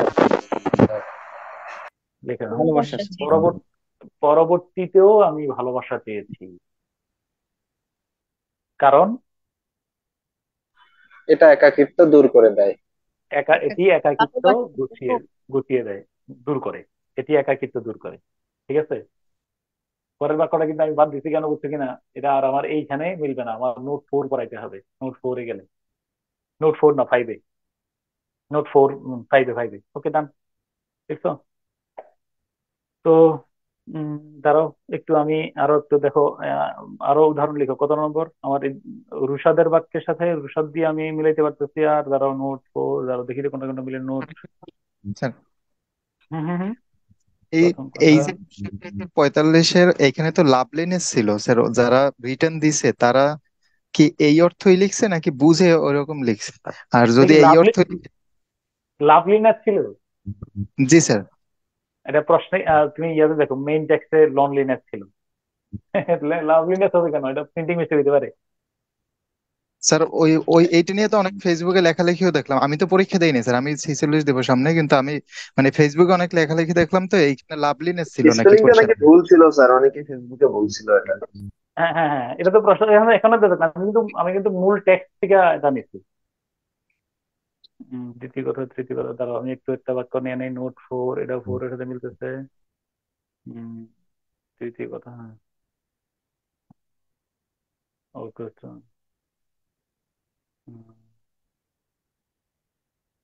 ঠিক আছে, আরো অনেকগুলো উদাহরণ আমরা পাবো, সমস্যা নেই। ওকে, নোট ফোর। ঠিক আছে, তাহলে আমার আগামী বৃহস্পতিবারের ক্লাসটা কাইন্ডলি কেউ মিস করো না। বৃহস্পতিবারে আমরা কোনটা শেষ করবো বলো? আমি একটা লাইন শুধু, তোমার একটু, আমার একটা নোট লাইন শুধু। ফোর। নোট ফোর থেকে শুরু, note four five. Four five হলো সমাপনী বক্তব্য আর কি। একটু আমার একটা মিনিট সময় দাও, দাঁড়াও একটু স্যার আমি। মঙ্গলবারে লতিফ স্যার ক্লাস কেন, ছাত্র বলছে নাকি? না, আপনি বৃহস্পতিবারের কথা বললেন তাই। আজকে কি বার? আজকেই তো মঙ্গলবার। আজকে তো মঙ্গলবার মঙ্গলবার, তো আজকেই। চেষ্টা করে কিনা। আজ মঙ্গলবার। ওকে, আমার একটা মিনিট সময় দাও, আমি একটু ইয়াটা বের করি। আমি একটা বাক্য না দিলে শান্তি পাইতেছি না। দাঁড়াও একটু, সামারি প্র্যাকটিস, একটা একটা মিনিট সময় দাও, খুঁজে বের করি একটু। হুম হুম, স্যার পাইছি। গতকাল হোয়াটসঅ্যাপে আপনাকে টেক্সট করেছিলাম স্যার, কাইন্ডলি দেখেন স্যার। এখানে তুমি, আমি তোমরা এটা লিখতে লিখতে তুমি আমার একটু নক করে, নক করলে তুমি মোবাইল ফোন ওইখানে দেখবো না। লাস্টের নাম্বার কত? হ্যাঁ, এই লাইনটা লিখো, after 5 months of suffering and 7। Destruction under unrelenting attack. শুধু একটু পর্যন্ত লিখো, after 5 months of suffering and destruction under unrelenting attack এটা এই বাইরে আসে। এক্সাম্পল লিখবো। হ্যাঁ হ্যাঁ হ্যাঁ, একটু রিসিভ সাম গুড নিউজ, একটু পর্যন্ত শব্দে লিখো, স্ক্রিনশট দিয়ে রাখো, আমি অর্থটা বলি পরে। স্ক্রিনশট দিছো? স্যার।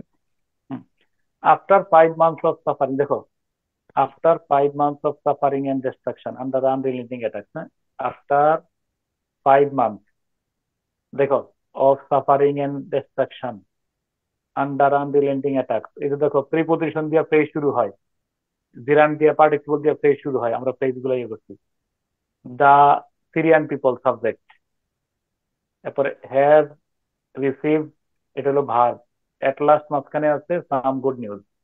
আমার একটু বলো, আমরা এই বাক্যটা কোন জায়গাতে শুরু করবো? রুসাবা দিয়ে শুরু করবো, তাই না?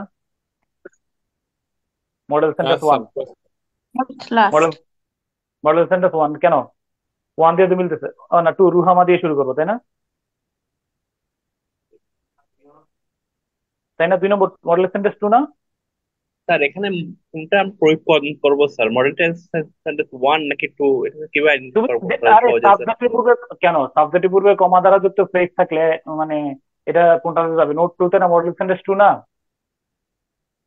স্যার আরে বুঝছো কিনা? ওকে, তাহলে লিখে রাখো, বাই রাশিয়ান এয়ারক্রাফট, রুশ বিমান বাহিনীর বিরামহীন আক্রমণে, আন্ডার আনরিলেন্টিং অ্যাটাক। 3, দুর্ভোগ, ধ্বংস ও দুর্ভোগের। স্যার 4, আরেকবার যদি প্রথম থেকে বলতেন, কথা কেটে গিয়েছে। আরেকবার লাস্ট শুনে দেখো, আফটার 5 months অফ সাফারিং, এটা আমি আগে ইয়াও করছি, কি বলে ফ্রেজ ভাগ করছি। After 5 months of suffering and destruction একটা অংশ, আন্ডার আনরিলেন্টিং অ্যাটাক একটা অংশ, বাইরে রাশিয়ান এয়ারক্রাফট একটা অংশ, দ্য সিরিয়ান পিপল এটা subject, have receive some good news. তাহলে সাবজেক্টের পূর্বে কমা দ্বারা যুক্ত অংশটাকে আমরা কি করব বলো? স্যার আগে অনুবাদ করেন। অনুবাদ করব। মডেল সেন্টেন্স টু তে তাই বলা আছে কিনা বলো, রুহামা দিয়ে যে উদাহরণটা দিছি। জি স্যার। ওকে, তো যদি তাই থাকে তাহলে ওইটার অনুবাদ আমরা কোন জায়গা থেকে করবো, কোন দিকে যাবো? শেষ থেকে শুরু থেকে। শুরুর দিকে।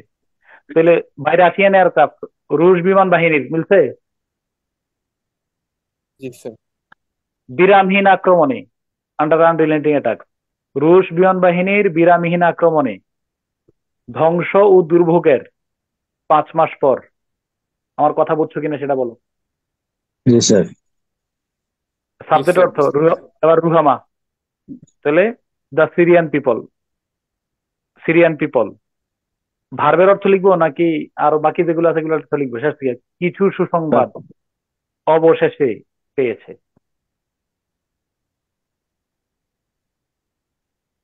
তাহলে অর্থটা দাঁড়াও, এই যে দেখো, রুশ বিমান বাহিনীর বিরামহীন আক্রমণে ধ্বংস ও দুর্ভোগের 5 মাস পর সিরিয়ার জনগণ অবশেষে কিছু সুসংবাদ পেল। ডান। আগামী ক্লাস নোট কত না, 4 হবে, 5 হবে, আসল কথা পড়াই ফেলছি। এরপরে কতগুলা হাতে কলমে প্র্যাকটিস হবে। আমার বিশ্বাস তোমার মেরুদণ্ড শক্তি মানে শক্ত হয়ে যাবে ইনশাল্লাহ। ডান, আল্লাহ হাফেজ। আগামী ক্লাসের জন্য অপেক্ষা করি। হ্যাঁ স্যার টেন্স না, আগামী ক্লাসে শেষে দিয়ে বললো, এখন আর না। ঠিক আছে, ওকে, আল্লাহ হাফেজ। হ্যাঁ? আসসালামু আলাইকুম স্যার। ওকে স্যার, সালাম আলাইকুম। আল্লাহ হাফেজ।